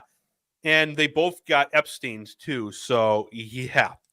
And he is extremely anti-Second Amendment. If you didn't know that, Osiris, he's extremely anti-Second Amendment. Yeah. And he also pushes the climate change agenda too, which, did you hear? He literally said, if you don't believe in climate change, you should be arrested and put in jail. That was old, but yes. But he still said it, recently. Though. Yeah. Yep. Yeah. And he says he's anti some V, you know what I'm referring to, but he pushed the C-19V. If you didn't notice that, he encouraged people to take it. Yeah, he required it at his house, I believe, for get-togethers or part. I guess he blamed his wife for it, but yes. I'm sorry. I'm out on RFK Jr. I'm sorry. So yeah. I'm not a big RFK.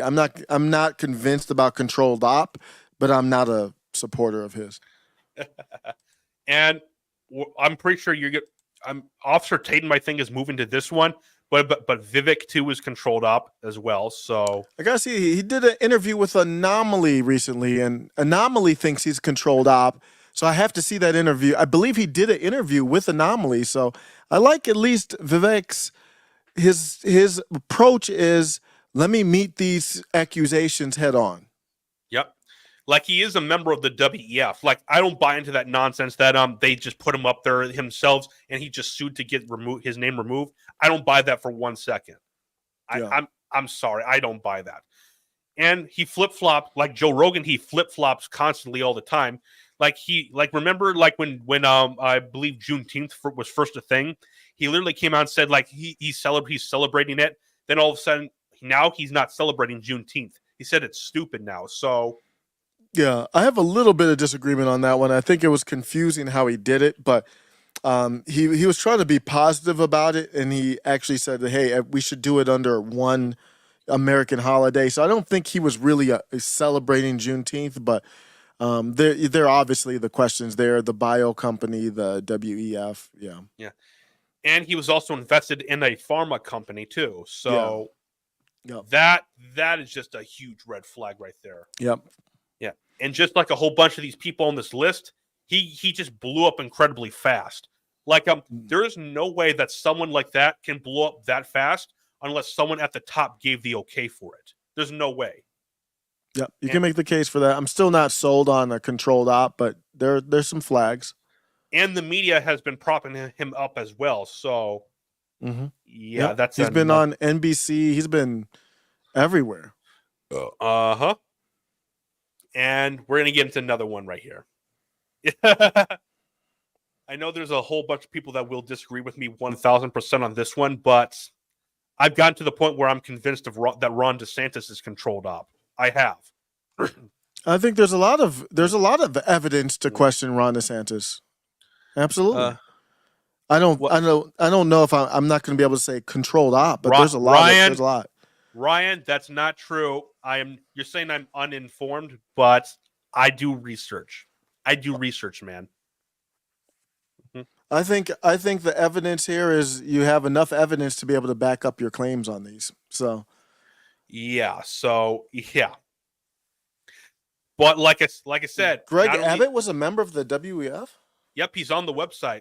Wow. I didn't know that. I never liked him, so I'm not surprised on that one.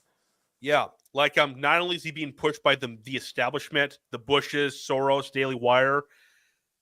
This is something I'm not sure you know, Osiris, but this happened. DeSantis signed a bill in 2018 that says forced inoculations will be allowed in Florida. I don't know. I was not aware of that. He did it. He signed it in 2018 when he was in Congress. Wait, yeah. No, when he was governor of Florida. Governor, yeah. He did it, man. I'm sorry. He did. He literally did it. I have to look that up. Yeah, I'm not familiar with that one. Yeah, I can send you the link to the bill. Yeah. Yeah, but yeah. Metala, the Freak says, oh, go ahead. Oh, well, real quick, DeSantis also did that bill in Israel for Florida. I don't know if you saw that. He signed a bill as an anti-Semitism bill in Israel. He signed the bill for Florida. It's just that's a red flag for me. But I still will not say he's controlled op. It's a weird. I don't know what he is, but William says someone has Ray problems. I don't get it. Better than Trump, LOL. I don't get what he's trying to say there. I'm not sure. I don't understand that one either, but I don't know what he's trying to say right there. But here's my thing. Here's my thing, Bo. Though for people I'm not even so. I'm not even so worried about the controlled op label or not. These are just looking at all these people, and there's a lot of questions about them. We haven't even talked about Tucker. I got questions about Tucker, even though I like Tucker a lot. And I think we got to be getting answers. At least Vivek, he will meet these questions head on. Most of these people will not. That's another red flag. So we got to be questioning these people. We can't be looking at Ron DeSantis and not question. These are obvious red flags to be able to get answers to or to look at. Yep. And also, I'm not sure you know this about Greg Abbott too, but this is true. He signed a bill that brought loads of data centers to Texas to basically monitor people pretty much. I have to look at that one. I'm not surprised. He's a I know I don't like him. A lot of people disagree when I say this. I think he's a terrible governor. I think he's like a Brian Kemp type. He will do some things I agree with, but he's basically a Democrat type governor to me. For the most part, yeah. Mm-hmm. Yeah. And then then we'll just burst through a few of these. So yeah, Tulsi Gabbard, like I said, a known member of the WEF. So and she also got huge all of a sudden too, and she makes the triangle sign all the time, like Andrew Tate does. So yeah, and she also ran a what? I'm a fan of hers, but yep, these are fair questions. And she ran Tucker's show multiple times when he was on vacation. So. Yep. Mm-hmm. Yeah. Also, this one is surprising to me. This next one is surprising to me. Valuetainment? Yeah. I'm not sure if you know this, but Patrick Bet David was very anti-gun. He made a huge anti-gun video about 5 years ago. Mm-hmm. Yep. Mm-hmm.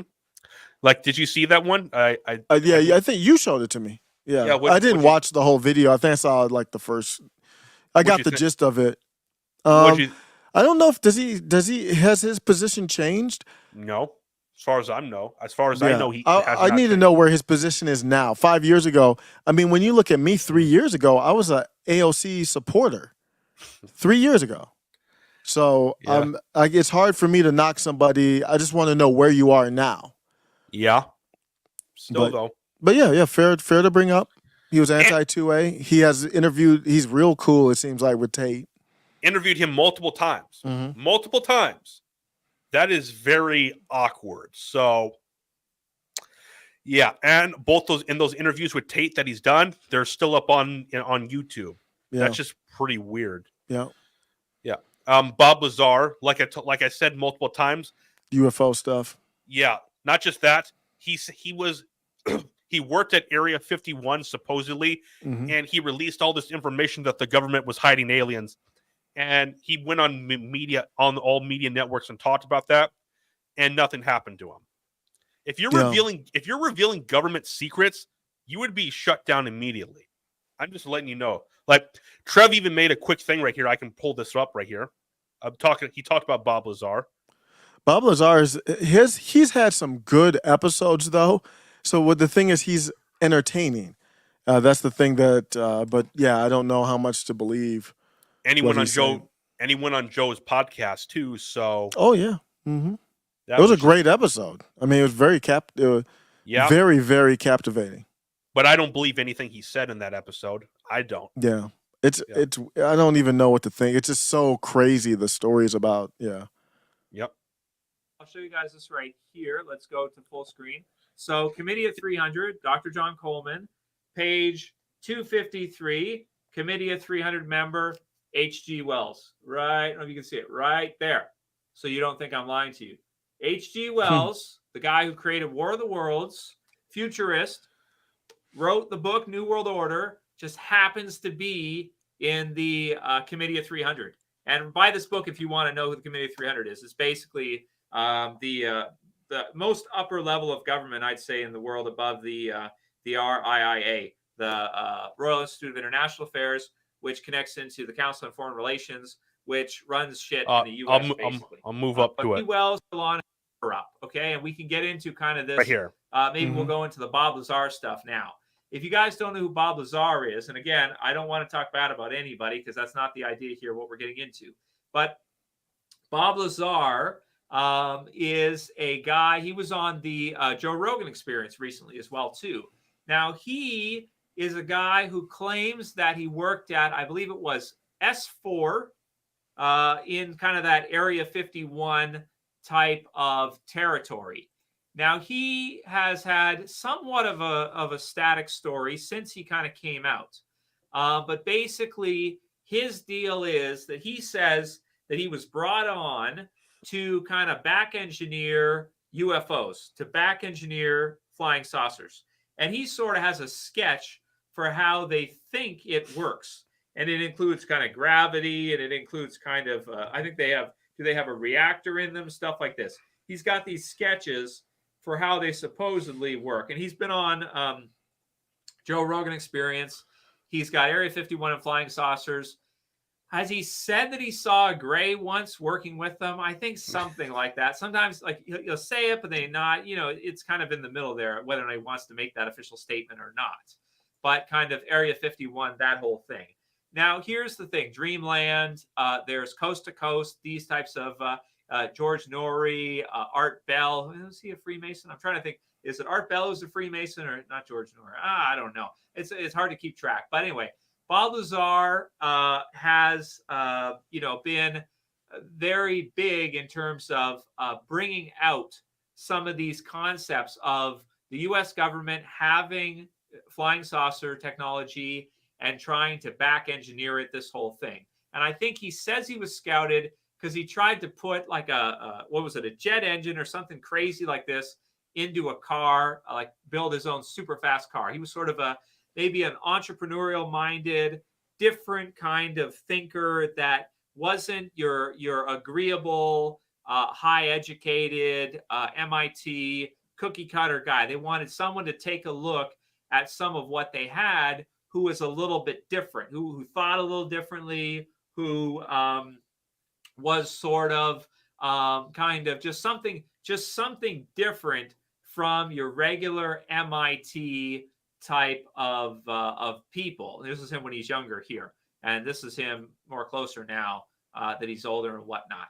So here's the tricky thing with Bob Lazar. Okay, so we know that the Joe Rogan Experience is connected with, well, maybe we should talk about too much, but anyway, it's handled, it's managed, right? It's not like Joe can just go on and say whatever he wants and do whatever he wants about anything. No. It's pretty much the premier podcast in the world for this kind of stuff. And so it is handled. When he has certain guests on, he's got an earpiece, he's handled. We know that he is, what did Alex Jones say? Let's just stop pretending we're not tip of the spear, which is U.S. military special forces, tip of the spear. They even have a spear tip for their logo and whatnot. So it is controlled. If you watch JRE and you think that it doesn't have the approval of U.S. military or U.S. officials, CIA, intelligence agencies, yes, it does. Of course it does. If it didn't, they just shut it down. Now, here's the thing.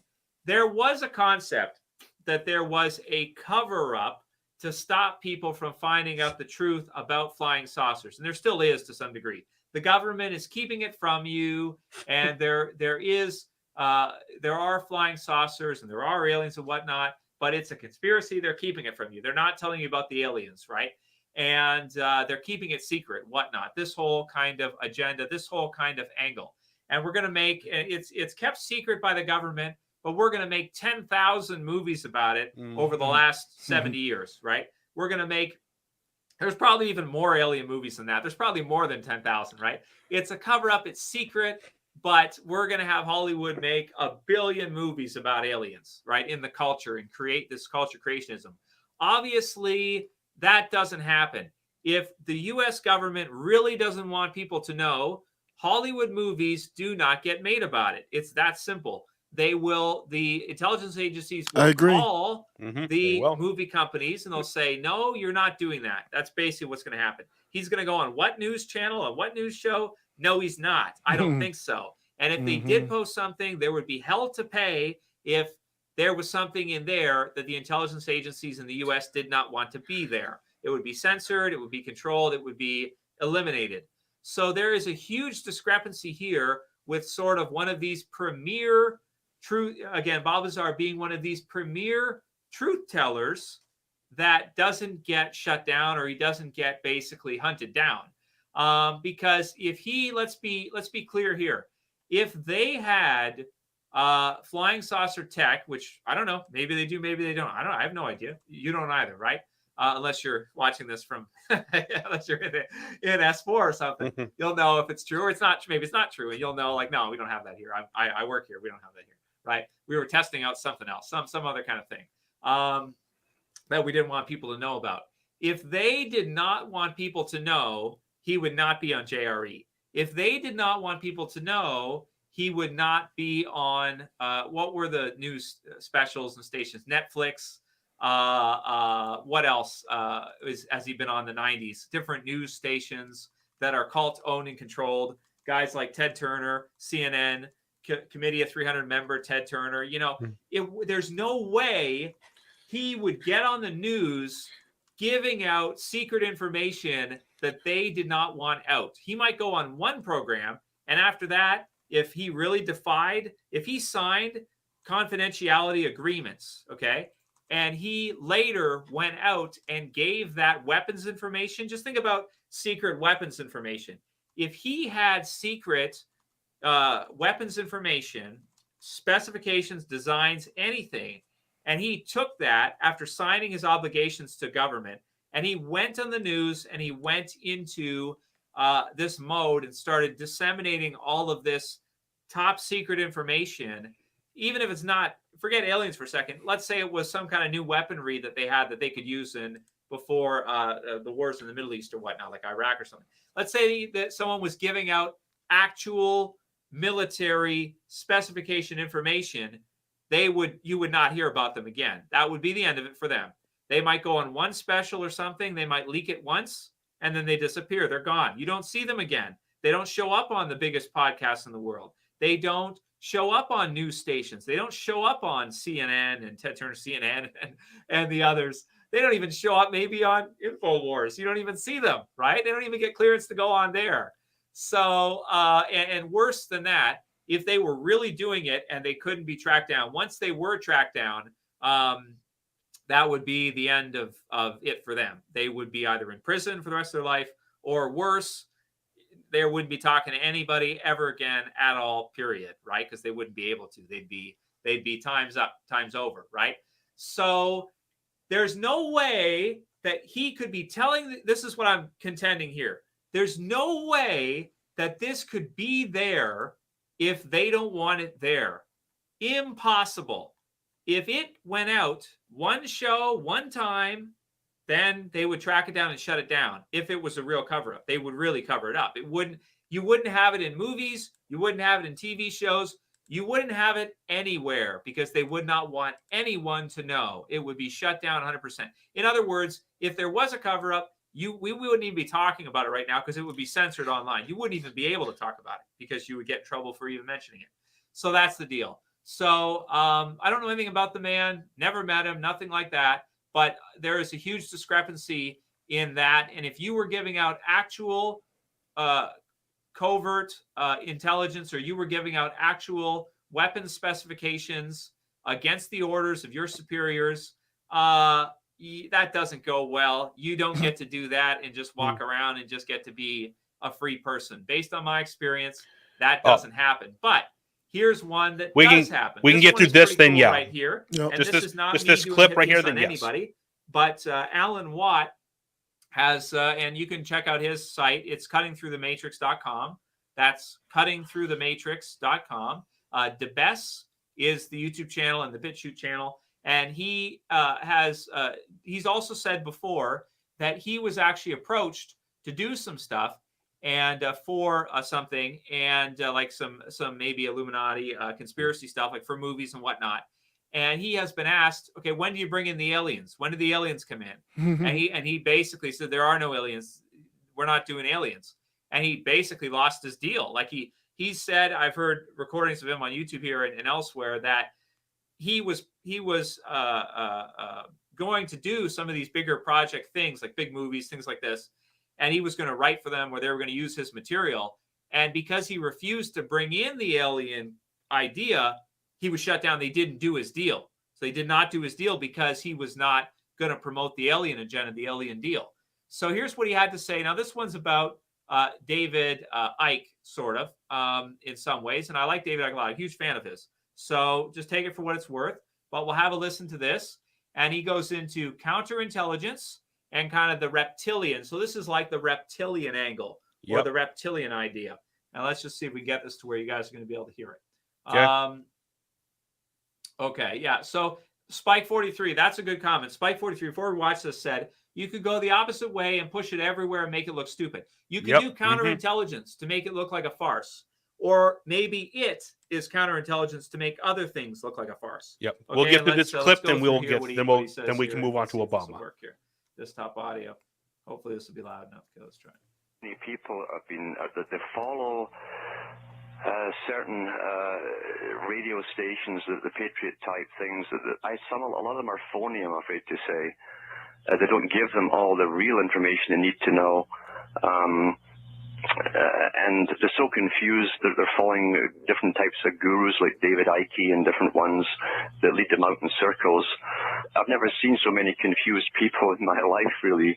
Well, David Icke's an interesting story, actually. I don't know much about him, but I've seen some of his material. And when he got into the shape-shifting lizards and said it with a straight face, I found it very hard to believe that there are individuals who are truly shape-shifting lizards. Mm-hmm.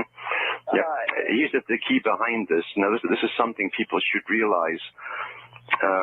MI5 and MI6 have a place outside the Cotswolds. It's called the Cotswolds outside London, where they train people to go out into the world and create mysticism and confusion. And Aleister Crowley was one of the first men they sent out there to set up the OTO, the Order Templi Orientis, a higher Masonic group, which most people in Hollywood join and most musicians join, and they've followed him up with many others since. Now, David Icke took everyone else's work who'd done the real investigations. He shot to the top. All the doors open from him. You couldn't buy that kind of publicity unless someone gave the nod at the top. It cost millions just to publicize him. And he became a superhero, leads all the people using all of this information of other authors, and then leads you off like the Pied Piper in a circle to the lizard people. And all of those authors in the backs of his book are now ridiculed into the same place as he's taken you. That's called counterintelligence. Sure. Oh no, it's very effective because if they can make you out to be Looney Tunes, and everybody he's mentioning goes with him. Do you think he's aware he's a pawn? I'm sure he knows exactly what he's doing. He phoned the Sweet Liberty site some years ago, and then got in touch with me for a lot of the information that he used. And the only stipulation was that he didn't spin it off into any odd series of serpents and so on. But it didn't matter. He did it anyway. I thought you boys understood. Okay. So, did he really? I didn't think he really believed the reptile stuff. Was it real? Did he really believe it? He actually does believe it, apparently. Okay, well, yeah, I didn't follow him closely. Yeah, so we do have some non-believers, right? I know, so, friends of the show, but yeah, we'll move on to the Obama stuff real quick. But I did mention a few people, but we didn't get to them because we're about out of time. But I'll just mention a few of them. I'll just mention them. Then we can just mention the names, and that's it. I have Ronald Reagan, Richard Nixon, and Luke. You can say I don't. Yeah, you can say his name. I don't agree with it, but I think you can say you have. Yeah, Luke Rudkowski is on your list, right? Yep. Yeah, I'm a big fan of Luke, and I don't see that, but I do like the questions. I will stand by every single time, and that the stuff that Ray put together that took a lot of time and effort to put together. So when Ray was talking about everybody's on the list, he's like, "Well, there's a reason why I think they're on the list." So I appreciate it. Everyone in the live chat is calling me a crazy. It's okay. Yeah, I mean, but here's the thing: they call me crazy. Metalapley and I disagreed on abortion or whatever a little bit, and that's what we got. We have to be able to question each other, and I have no problem with that at all. So we're gonna end with the Tucker stuff. Look, guys, what do you see? What I'm trying to say to them, I don't believe in the shape-shifting lizard things. What he was showing was like that he's controlled op. Yeah, showing that if you're pushing this lizard stuff, you're fake. That's what he was trying to say. He's trying to say that David Icke is fake in part because he's pushing nonsense. And I don't know him that well. I thought he was joking with that stuff. I don't know. But even you agree, Cyrus, that lizard people are nonsense. So, that's completely not. Yeah, but Alex Jones used to joke about that. It was a joke. Yeah. So I don't know if some people were taking that seriously. Alex Jones, his show was a lot different when he was younger. I mean, everybody changes. Alex Jones used to do a lot more goofy segments. He doesn't do any, I don't hear any goofy segments from him anymore. He's kind of replaced the goofy segments with raising money for his court cases, I would say.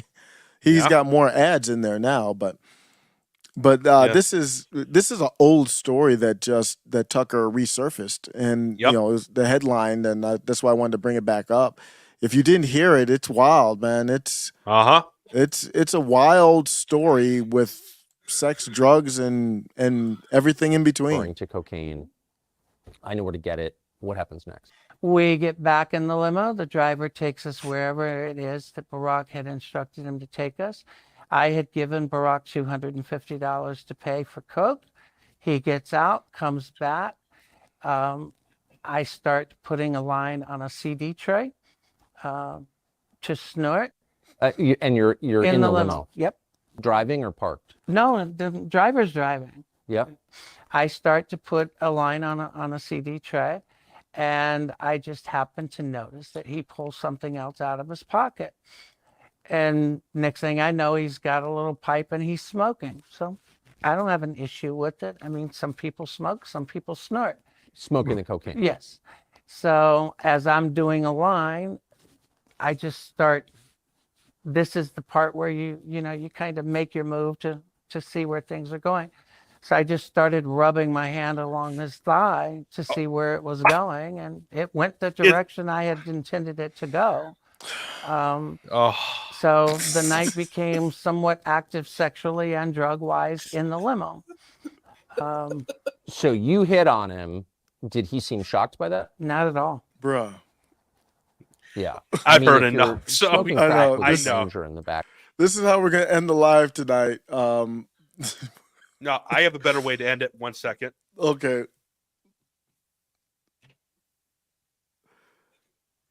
There it is. There's the real lizard person. I remember you did that. One of our first lives you did. You came on. I think the first time you came on the show, you did that. At the lizard. That's an Alex Jones thing, if you don't know. Lizard Man returns. It's a classic Alex Jones bit from years ago. Yeah, it's a gimmick of mine. Yeah. So what do you think about the Obama stuff, man?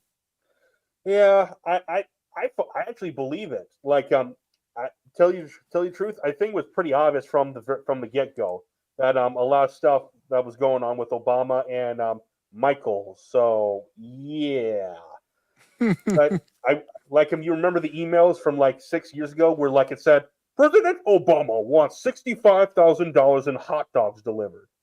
And if you look at the code word for hot dogs, that means it's code word for male prostitutes. So, yeah, I'm just letting you know right there. So yeah. There's a lot of evidence beyond these allegations that there's stuff there, but does it matter, Ray? I mean, like you could go to judgment. Like, what's the judgment of someone running for president? At that time, he was a state senator. He wasn't even. I don't think he wasn't even the senator at that time that they're talking. It was 99. He was like a state senator, I believe. He got into Congress. He was in Congress by 2004. I know that. Yikes. Was it while he was doing it? So I don't know. Yeah, I'm not aware about that one, and this.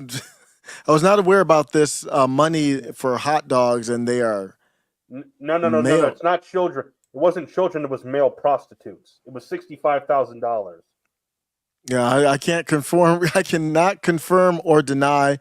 That's I was talking about even the other stuff. You know, like he wrote in the book or whatever in his. I think it was his diary, or he told his girlfriend. There's other signs there. My big takeaway about this is we are in a civil war. I don't want to be in a civil war, but we are in a civil war. And if I'm going to say, agree. Yeah, and if I'm going to say the pen is mightier than the sword, basically your ideas, your thoughts, your beliefs, what you write down is more powerful than a weapon, then we are in a more heated confrontation than even in 1860. It's different. Maybe you can't compare them. Maybe they should be on the same tier, and it's just a different type of war. Luckily, it's not. 1860 Civil War. You said 1840? I believe it was around that time, yeah.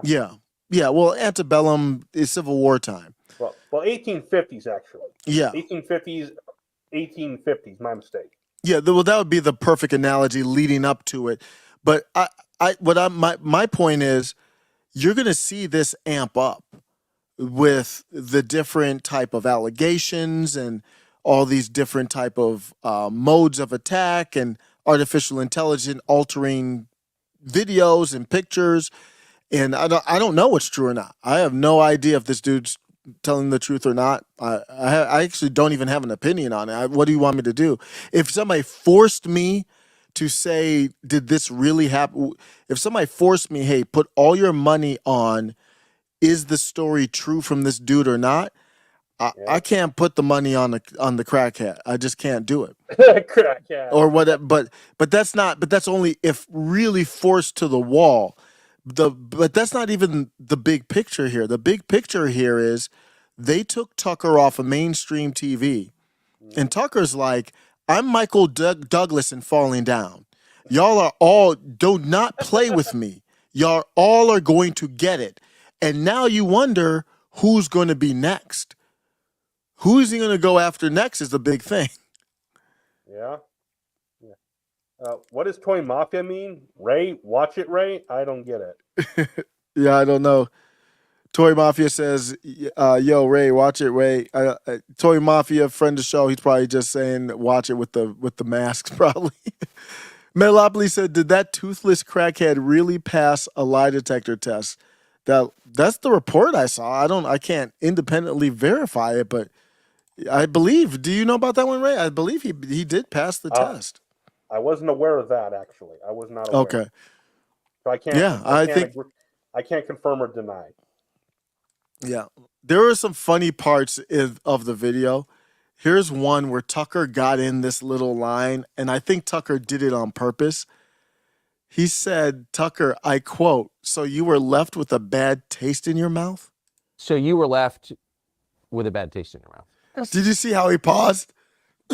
So what happened, if you don't know what happened, is that basically they're in the limousine, they're doing whatever they're doing with the drugs, and this dude that looks like Mr. Farley from Three's Company, or was it Three? It was Three's Company back in the day. I'm dating myself. I'm dating myself, Ray. This is an old sitcom, with John Ritter and them. That was a great show, actually. But there was an old guy on there called Mr. Furley, I believe his name was. And so this, but he was younger. I mean, it was a little bit while ago, but that's what he looks like now. And he serviced, that's what they're saying. He serviced Barack Obama. And in the interview, Tucker Carlson goes with this line. So you were left with a bad taste in your mouth. Something, yeah. He goes with the, you were left oh my with God. a bad taste in your mouth. Something, yeah. Yeah. Sometimes, yeah. I think that's Tucker. I really do think that's Tucker sending a message, man. Like I'm gonna do a lot. Now he still hasn't mentioned Linda Yaccarino. I don't know what's going on there. I have no idea how, but he's partnering with X. So I guess you don't you go after the person that's paying your bills. The memesters had a field day with this though, and here's I guess the hot dogs y'all were talking about. Oh, I'm glad I'm not an Oscar Mayer wiener. Oh my God. That is what I never want to be. Because if I were an Oscar Mayer wiener, there would soon be nothing left of me. Oh, I'm glad I'm not an... People are too much, man. And I think that's the big takeaway from it. It doesn't matter if it's true or not. I don't care if it's true or not. I'm not going to claim that it's true or not. But personally, I don't care whether it is true or not. I don't care really. So yeah, but here's what it matters. It matters in that these people who, like, we rattled off all these names that you went through on the doc, they can all get it. And how do you, as people, kind of figuratively fight back in this civil war? Why are they so concerned about misinformation, disinformation, malinformation? Because it's all the tactics they've been using for years. And they're very afraid that the masses of people are going to find out, we can do that too. I won't participate in it, but I won't. Here's the thing. If we are going to stay in this this marriage, this bad marriage that's not working anymore, and it's sad to say that the 250-year experiment is over, should be over. But if we're going to stay in the relationship, then it has to be retaliatory. So it has to be, 51 what do they call them? Government officials say, the laptop, it seems like, I think it is, hypothetically, it could be Russian disinformation. So these are people you're supposed to be able to trust. They flat out lie or stretch the truth or use weasel words to lie. So what if you're going to stay in this relationship, people are going to be retaliatory. And I'm not saying that dude's lying. I don't know either way. But what I will say is that we are not in the place where Tucker Carlson's going to care if he's lying or not. Yep. He's going to put him on, and if it's as long as it's real enough. So freak, we're already in a civil war. The only thing is guns aren't blazing yet. That's the only difference. Well, we don't want that, but the words are bad. people are talking about the incident. Have you looked into the incident with the paddleboard? I believe the young man who's 6 feet tall drowned in 8 feet of water, and he had a paddleboard with him. Is mine Paddleboard. the bomb? The one that the dude that passed away at the lake or pond outside of the Obama's crib. Oh, the guy that died outside of Obama's house. Yeah, I don't know if I haven't looked. I actually looked into it a little bit, but not enough. Did you look into that story at all? A little, not a whole lot. Okay, yeah, there's a lot of questions there. It's like the Clinton kill list. That's what it is. Like, we can't prove it, but there's a whole lot of weird stuff going on with it. Yeah, so total. I do have to look into it. I kind of just read in the articles, and I saw that over the first couple of days that story broke, the story changed. Mm-hmm. The story changed from, I think it was political, or one of them had this story like the Obamas weren't there or something like that, but then they were on the island or whatever, but they were at a different house. Then all of a sudden there was a witness, and the witness was a female, and then there was a Secret Service agent that was there. And it's like, how did he drown in 8 feet of water? He could swim. We saw him on Instagram. So I don't know if it's connected or not, but there's a lot of funny business going on. And I'll end with this and then get your final thoughts. Yep. My takeaway is I voted for Obama twice. Uh-huh. If he likes to, have sex with old white dudes, it doesn't matter. Get on with crackhead dudes with no teeth. So if he wants to get on with crackheads with no teeth, then by all means, go ahead and do it. More power to you. But we have fallen, or at least Obama has fallen from grace from it wasn't that long ago when you look at it, 2008. Yeah. So 2008, we have the celebration. Everything is wonderful. This is 15 years ago. It's not like it was like 50 years ago. It looks like it though now. Here's the Obamas, and they won. Like many people who are Trump supporters now voted for him, and this is what it sounded like. Ladies and gentlemen, the next First Lady of the United States of America. It was a real celebration. Like outside of 9/11, outside of 2001, never seen the country. The main reason he was celebrated so much is because he was the first black president. That's the only reason why. Yep, the first half black president, and it always bothered me that we were going with the black, but I did vote for him in part because of that. And a lot of people did. That was very stupid. Fully acknowledge that, but that's what happened. My parents did.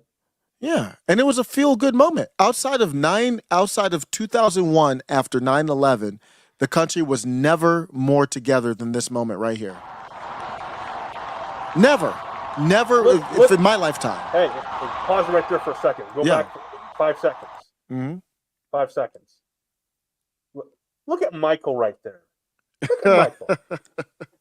You don't think Michael's looking good? The dress is fly, though, right? Don't front. That dress doesn't look that well right there. See, I think the dress looks fly. I think Michael looks fine there. I mean, if you're into that type of thing. So, but see, we weren't thinking that at the time. Maybe Alex Jones was, but I wasn't thinking that at the time. Who knows? So yeah, that was the moment. And then what happened? He came in, bailed out. He promised hope and change, didn't he? Yep. Trump supporters who are current Trump supporters voted for him. A guy named Barack Hussein Obama. All these people who are supposed to be racist and intolerant or whatever else voted for this dude and then celebrated with this dude. It was a celebration across white, black, whatever else identity. Everyone basically was celebrating. Hope and change. Big banks receive bailouts shortly. Yep. You just talked about it too. We just talked about that. In 2009, bailing out the auto industry. The military faced bomb shortages because there were so many bombs being dropped. Yep. Occupy Wall Street. Occupy Wall Street popped off because it was the haves and have-nots. drone strike. We've talked about this more. His drone strikes killed, I think, about 6 or 7 people. Trump had some too. But this drone strike was authorized, killing a 16-year-old American citizen. Race relations got drastically worse. At that moment, it was great, and then it got worse. During his time, the vice president, who goes by Brandon now, was allegedly tied to a racketeering scheme involving his son and foreign entities. Yep. Then later on, now we fast forward to, this was brought up before, but today we're talking about trending in the news on Twitter, still trending right now.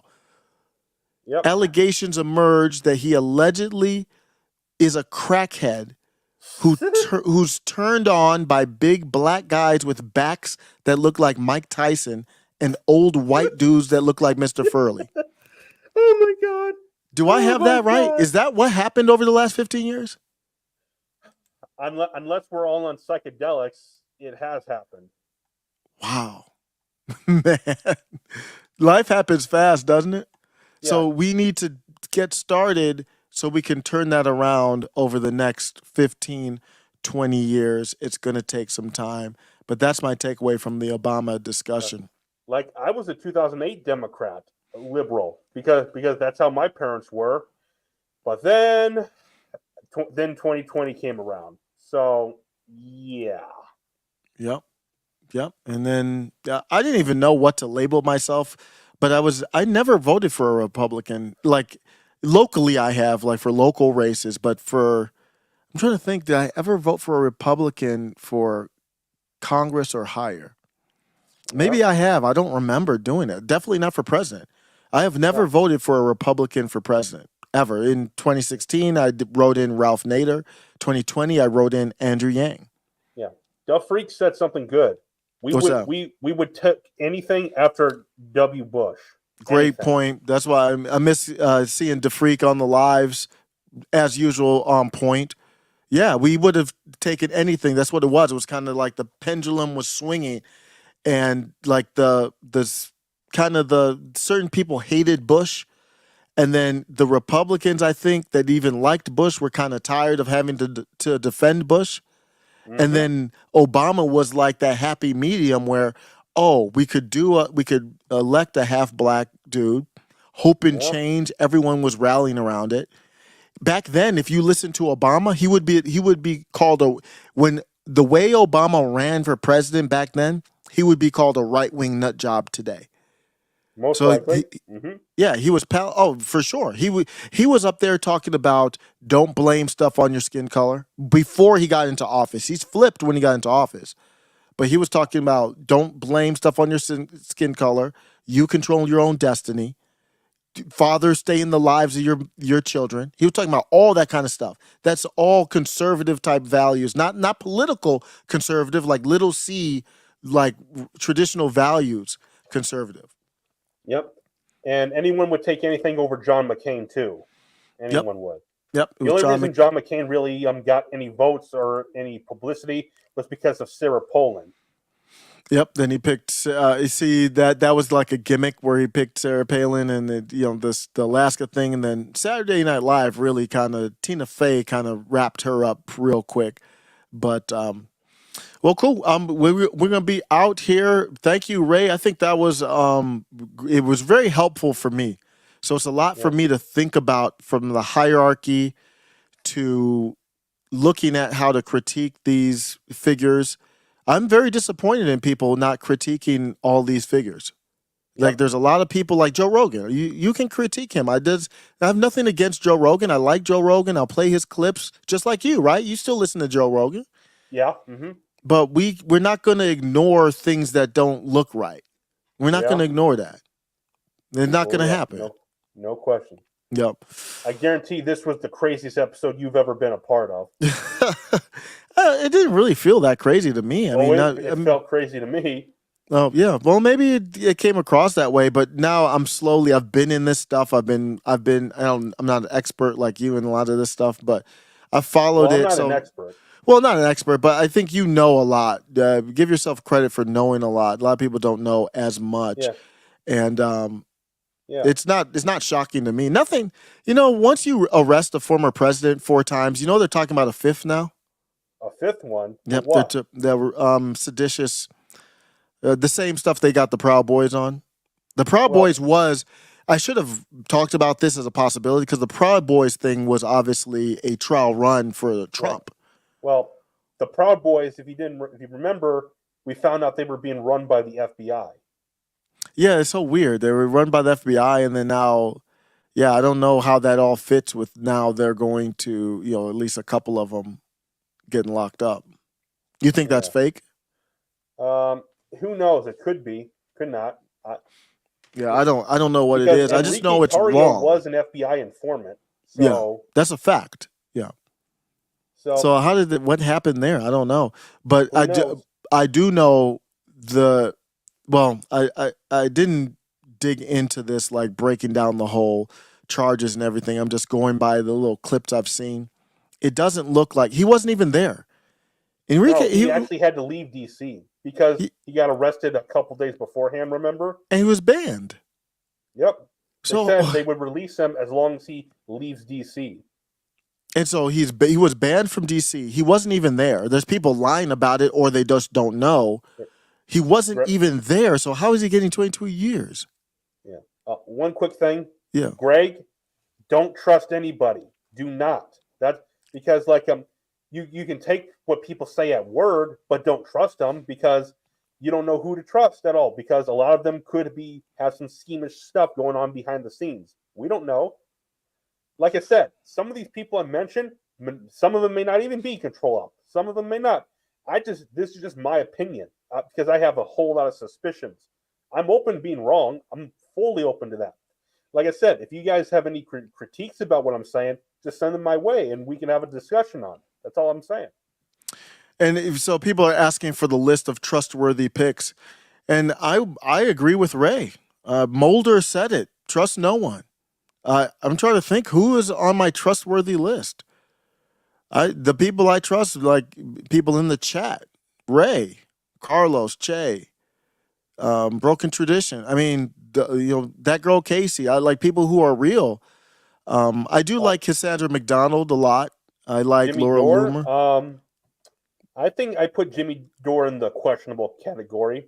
Like could not be. Wouldn't be surprised either way. Yeah, trust is a very strong term. So it's like trust is a very, very strong term. I think very highly of Tim Pool, Dave Smith. No one but the Lord. Yes. So it's hard to say the word trust, but I'll just go with people. You know what I mean generally by trust. Comic Dave Smith, Robbie the Fire Bernstein, Laura Loomer. Even though obviously she's biased towards Trump, but I still rock with her. There's a few people. Yeah. I like Luke. I know we disagree on Luke a little bit. I like Luke. I like Ian a lot. I think Ian Crossland is he's a fascinating dude, very, very bright dude. I like Elijah Schaefer. I like Elijah Schaefer a lot. Big fan of his. You go look at Elijah Schaefer. He is very balanced and very fair. Oh, I know. I'm trying to think who else. Or Sam Cedar. Vosh. The only thing I trust about Vosh is that I give him credit for losing weight. He's a lot skinnier, but but his haircut is weird, and he has an incredibly punchable face. So Ray called Kyle Kalinske babyface leftist. Then who was the other one? I forgot the other one already. Then you said Vosh has a punchable face. And I forgot you had another one. I forgot who that was. Oh, man. I forgot off the top of my head. That's crazy. Ian is not okay to watch kids. Whoa, what was that? Huh? Greg Wilson says Ian is not okay to watch kids. I don't know what that means. Ian Crossland? I don't know what that means. Yeah. Dave freaking Smith. Yeah, Dave Smith is, that's that dude. I like Michael Malice. A lot of people disagree with me on these people, but I like Michael Malice a lot. I like Tim Pool. Oh, yeah, I know. I'm trying to think who else.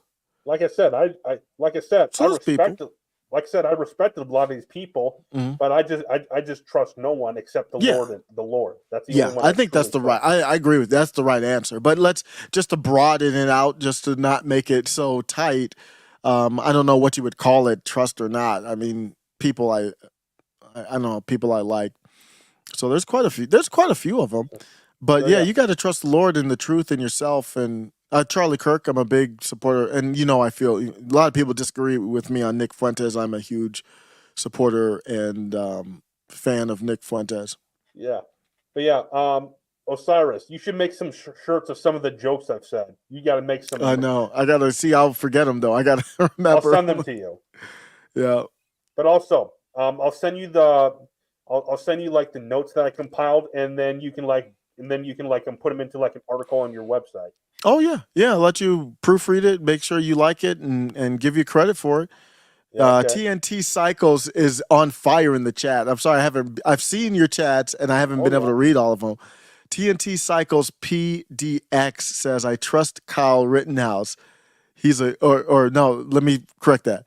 I trust Kyle Rittenhouse. He's a good shot. I think that's the perfect comment. Yeah. Yeah, it's just amazing Good. thinking about how good of a shot he was under that pressure, man. He was wow. I think I've blown the audience away too much tonight. So No, we need to be no, man. Yeah. You know what? I know. I mean, that's fine. I mean, I think I've been reading the chats all day. They think I'm a little crazy. I can already tell from a lot of things they're saying. You know what my thought is? That's why I have it on the drop. Like, you want to get nuts? Yeah. Let's get nuts. I'm perfectly fine with that. I think that But you have a half black guy wearing a lizard mask and wearing a shirt that says "niggas" for Trump. Oh. But I think that's great, man. I think you're testing the sensibilities, stretching the Overton window. I'm all for it. Lauren Chen. I disagree, Greg, that it's one-sided. I disagree with you. Wait, what's one-sided? He's saying I'm not crazy. I'm just one-sided with that, which I don't know what he means by that. But well, I think we're all trying to figure stuff out. I think I always leave room to be wrong and to change my mind. Like I said, I'm open to having a discussion on it. I'm open to. Yep. Metalopoly says Lauren Chen seems all right. Not sold on the Blaze though. I'm gonna hold my comments on Lauren Chen. So I appreciate that, Metalopoly. Yeah. The freak. But there's nothing negative about Lauren Chen. Just to be sure, huh? I was replying to the freak. A lot of people think I'm Mexican. A lot of people do, but I'm not. I'm not. Yeah. I'm half black, half white. Yep. So for trusted names, do you agree with the names I rattled off, Greg? For trusted names?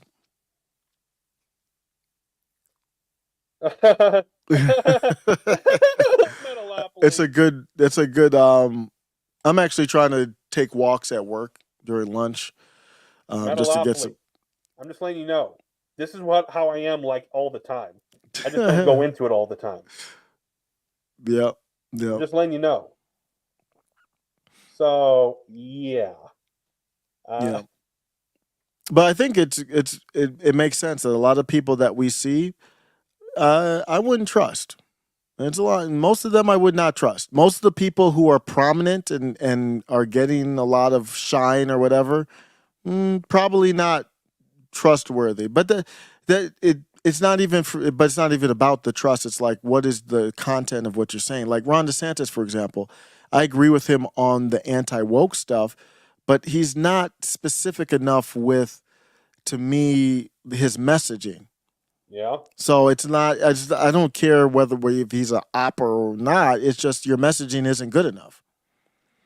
Greg, I have no problem. We can disagree on things. Like I said, I want my ideas to be challenged. Like if you have anything to say, just come bring it to me. I want to have discussions. TNT Cycle's still on fire, saying I trust God and sometimes family. Everyone else, I'm skeptical. Yep, that's a safe bet. Yeah. Mm-hmm. All right, cool. All right, Ray, let everybody know how to get to you. Well, what's the best way? Because you're on Rumble. Yeah, you can follow me on Rumble at Ray Studios. Well, because it's one word. You can follow me on Twitter at Ray Studios 29. And basically, I'm on a bunch of the other social media platforms. They're either Race Studios or Race Studios 29. They're one of those two. So, yeah. Yeah. Excellent. Well, I appreciate you as always. And everybody have a good night. Well, this was Osiris and Niggas for Trump. We are so back and out. Take care. Peace.